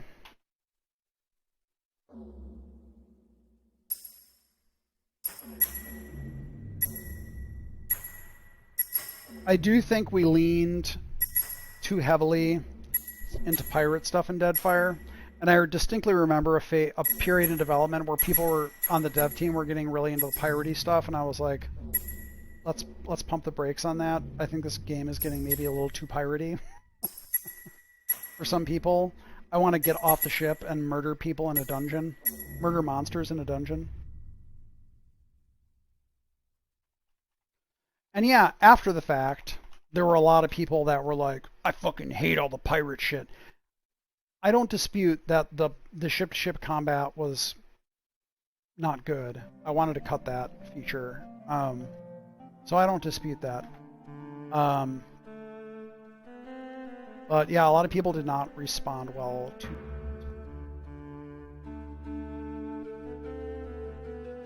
schizophrenic contrast, the piratey stuff with the imperialism. I don't think that's schizophrenic. I think pirate stuff and imperialism go together relatively well.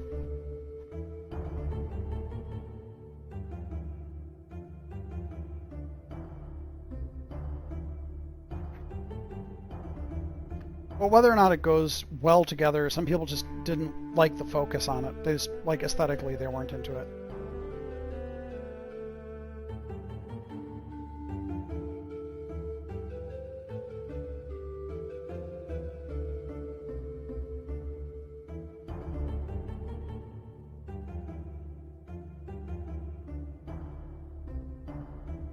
Oh, the ship mechanic stuff, yeah.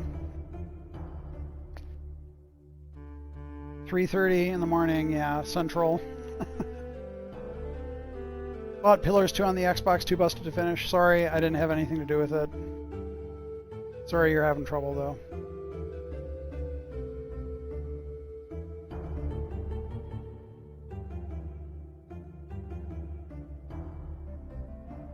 $5.40.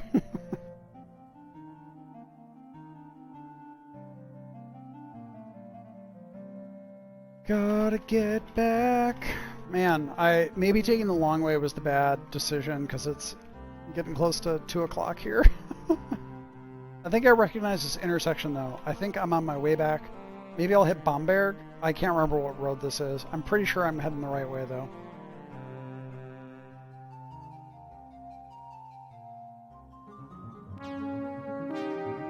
Thief-like? Yeah, I think the Thief series is really cool. I'd work on I love Splinter Cell, love Thief. Honestly, I didn't play Dishonored, but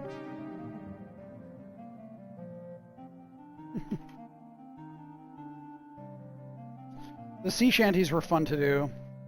That was another situation where I was not expecting to sing on the sea shanties, and we hired some local, actually college kids, to do the men's part.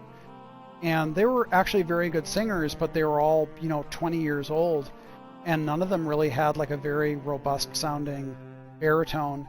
And so both Justin Bell and I wound up singing on the sea shanties, just because I'm a baritone, and Justin Bell is more of a baritone bass. So we wound up singing on there. And then, actually, a friend of mine from college, Carrie Shaw, she has a group that she works with that were able to record all the women's parts separately, and then we incorporated them together, and it worked really well. We did get Nils Fromm, I believe. I'm sorry if I got his name wrong, but he was the guy, I believe, actually he's not originally from Montreal, but I think he's based in Montreal, and he did all the Assassin's Creed 4 Black Flag shanty stuff. And that's who we got to lead all of our stuff on the sea shanties, which is really cool. He flew down and he did a great job. Yeah, Nils, like if you, in the men's versions of the shanties, whenever you hear like the solo parts, actually except for the Bareth's Wheel song, whenever you hear the solo parts, that's Nils. It's a really great voice.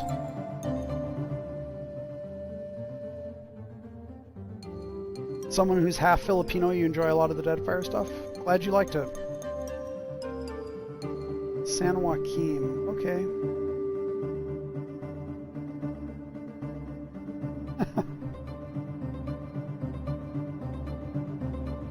I hope I didn't go north.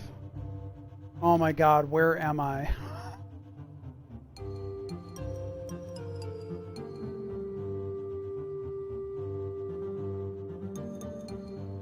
That's not correct.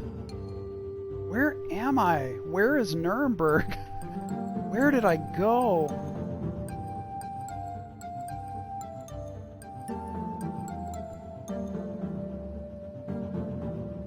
Fat Tire went over the border. You can't get it in Minnesota.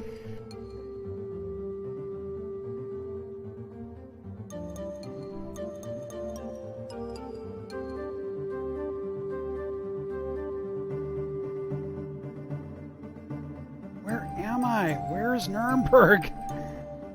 God, I'm having so many problems here. Ugh, man. Sorry, folks. Oh no, getting to Nuremberg can be a trial. No. What classes were available to Rekka? Fighter and something else. I can't remember. So by the way, here's a funny story. So there's a deli in Santa Ana called Hollingshead, and it's run by the biggest Packers fans in California. It's a great place, and they sell tons of beer. And for a while, they sold Spotted Cow, New Glarus, which is not allowed to be sold. And then there was like a bust on like some places in New York, state of New York, that were selling Spotted Cow illegally.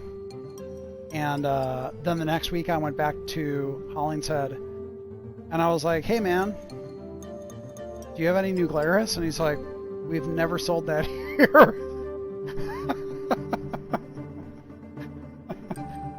It's I don't know, I don't remember why it's illegal, but yeah, there's a bunch of states where you can't buy New Glarus beer. I don't know what the deal is exactly, but they're serious about it, so.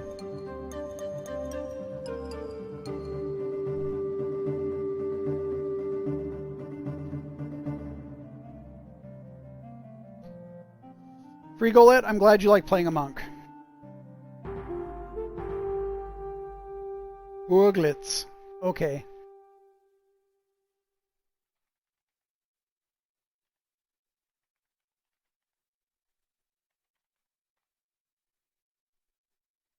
Was ist denn los? Wo ist Wooglitz?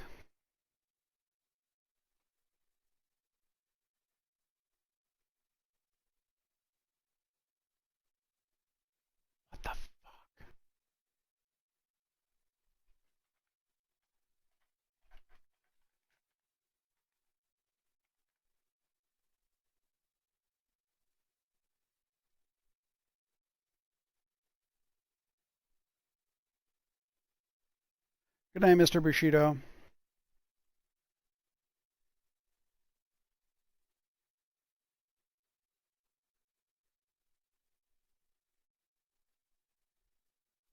Krivoklat.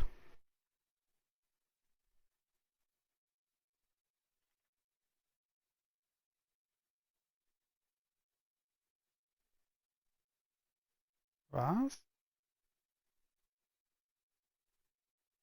Gibt es ein anderes Namen für Buglets oder?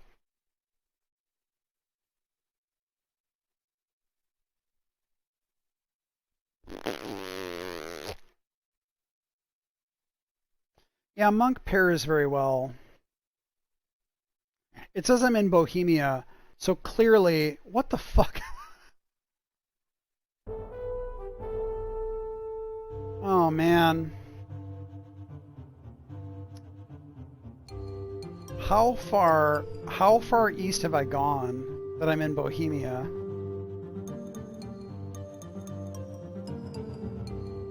I'm too far east.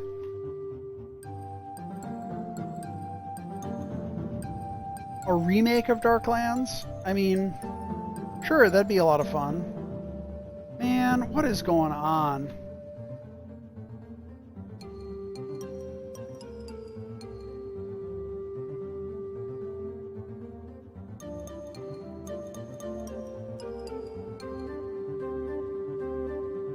Ja, ich habe ein paar diese alte historische Städte gefunden und ich habe keine Ahnung, wo.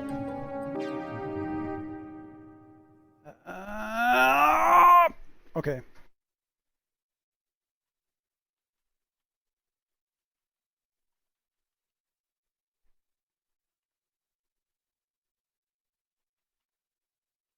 Just, I don't.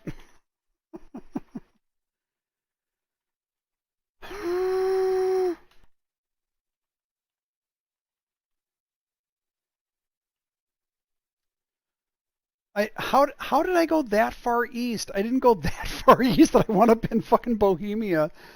I am working. I am working remotely. Silver Spook is raiding with a party of 10. I don't know what that means, but okay. I'm Usebank. Yeah, I'm working remotely. It's actually not too bad. Our IT department is incredible. I took my whole. This is actually my work computer. I took my whole work computer home. Thankfully, I got AT&T fiber after Audrey recommended it, and it's a massive upgrade, and it makes working from home much easier. So.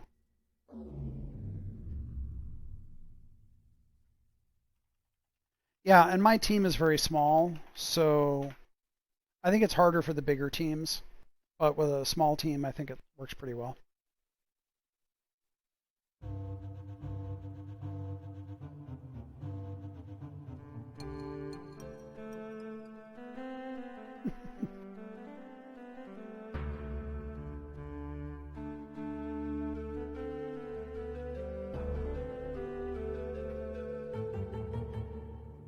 I just want to get back to Nuremberg so I can collect on this stupid bounty for the Rob Ritter.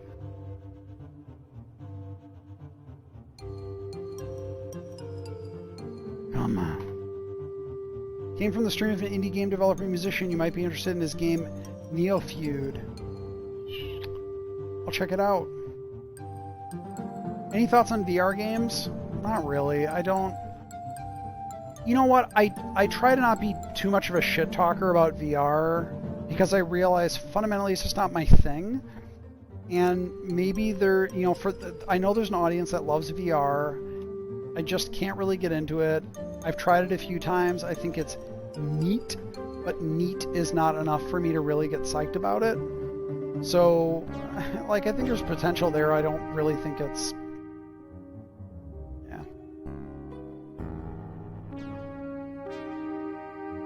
You did do your Nuremberg joke. Come on. I should never have taken the long way. This long way has taken me 3 times longer.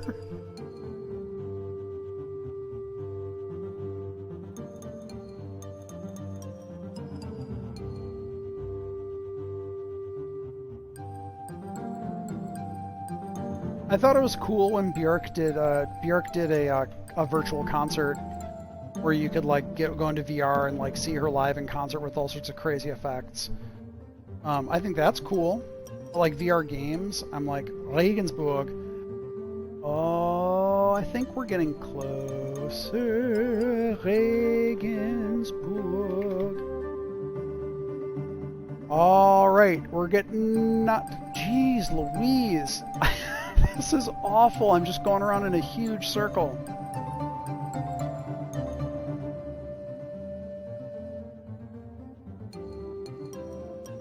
I love Björk. I'll go to Regensburg with him.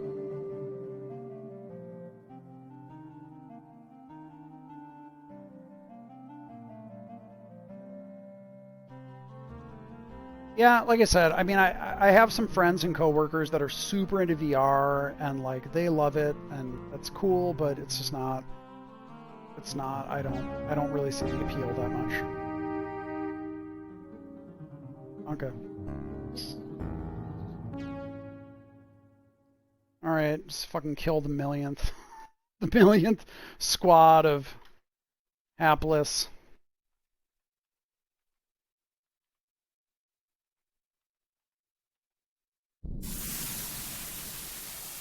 Whoa, where are you going there? Oh, does he not he doesn't have... I need to buy some more throwing knives for him.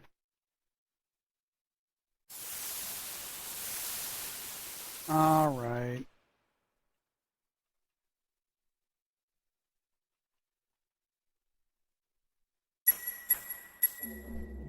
Thanks, Silver Spook. Thanks for dropping by. Glad you like New Vegas.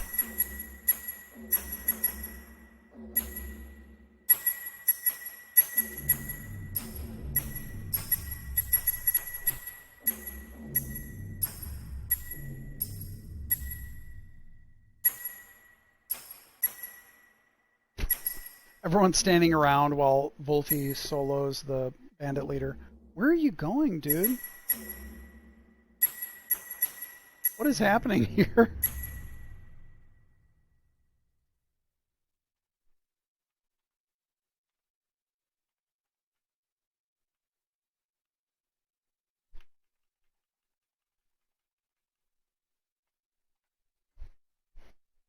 Man, this was a mistake, taking this route. I got so lost.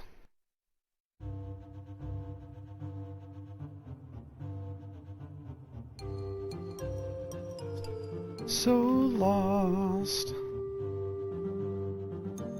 It's probably going to be winter by the time I get back to Nuremberg.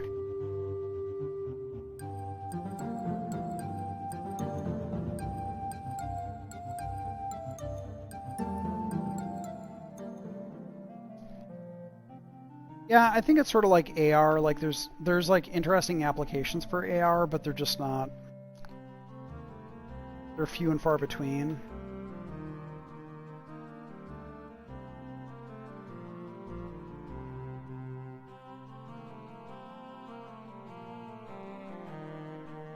Hell yeah, praying to St. Dominic again. Fuck off, dude. Here we go. Bye. Eat shit.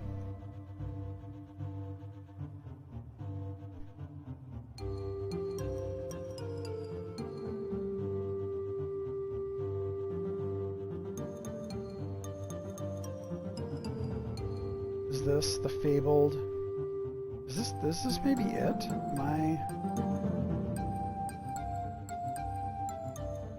Folks, we did it.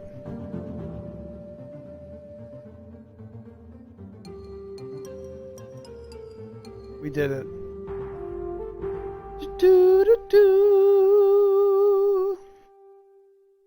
Just in time. Okay, who did I get this mission from? The Hanseatic League. Cool.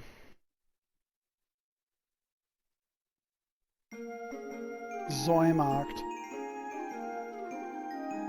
The pharmacist. No, it's the Hansa.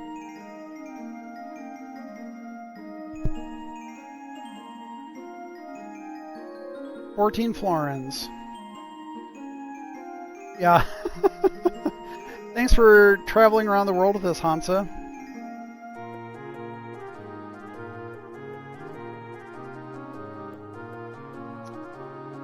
Frankenstein, no, I mean, they weren't detailed. We never got to the point of really detailing out designs for Legion content east of the Colorado. Whatever happened to the main guys who worked on Darklands, Deathlock? So Arnold Hendrick is still around. I actually did an interview with him for RPG Codex 2 years ago, maybe. Sandy Peterson was also one of the designers who worked on Darklands, and he's still around. I think he might be still at id. Obviously, he worked on a bunch of Chaosium stuff. Or, he worked on Call of Cthulhu. He worked on Elric.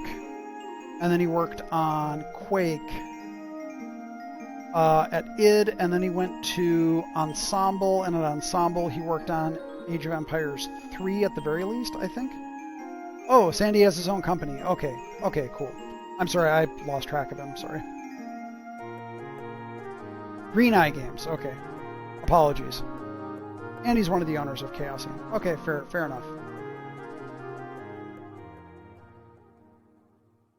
Wasn't there just a new version of Call? Yes, there was. Yes, new version of COC. I'm going to sell my stuff, and then I'm going to wrap it up for the night. Thanks for your patience.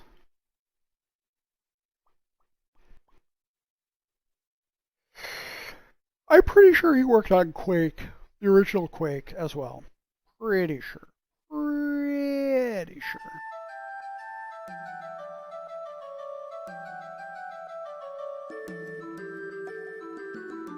Look at the quality. I told you guys, Nuremberg is the place to go. Look at the quality. 37? That's very good.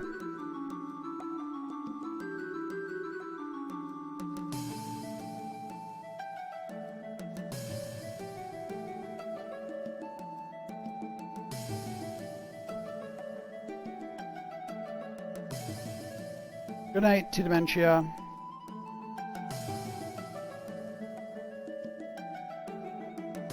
I also met Sandy Peterson once and it didn't go very well, unfortunately. I still have a lot of respect for him.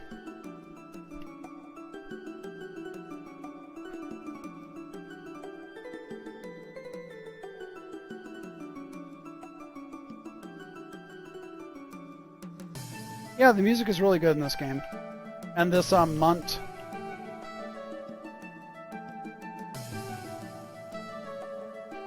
works very nicely. The Roland emulator is really good.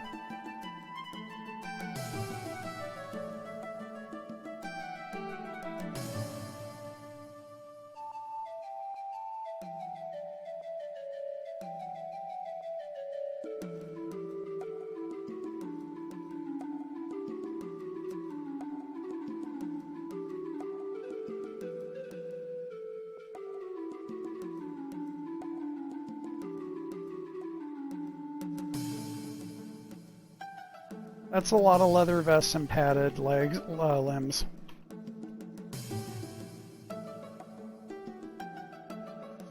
It's H4Zs. This is Munt. This is the Roland 32 emulator, I believe. Frankenstein. Sandy has a way underexposed YouTube channel. I didn't know that. Cool.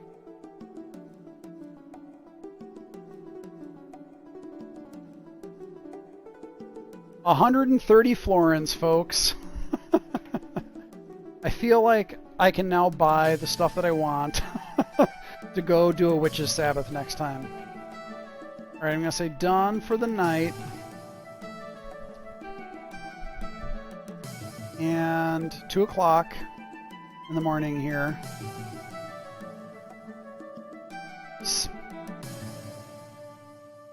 Nice.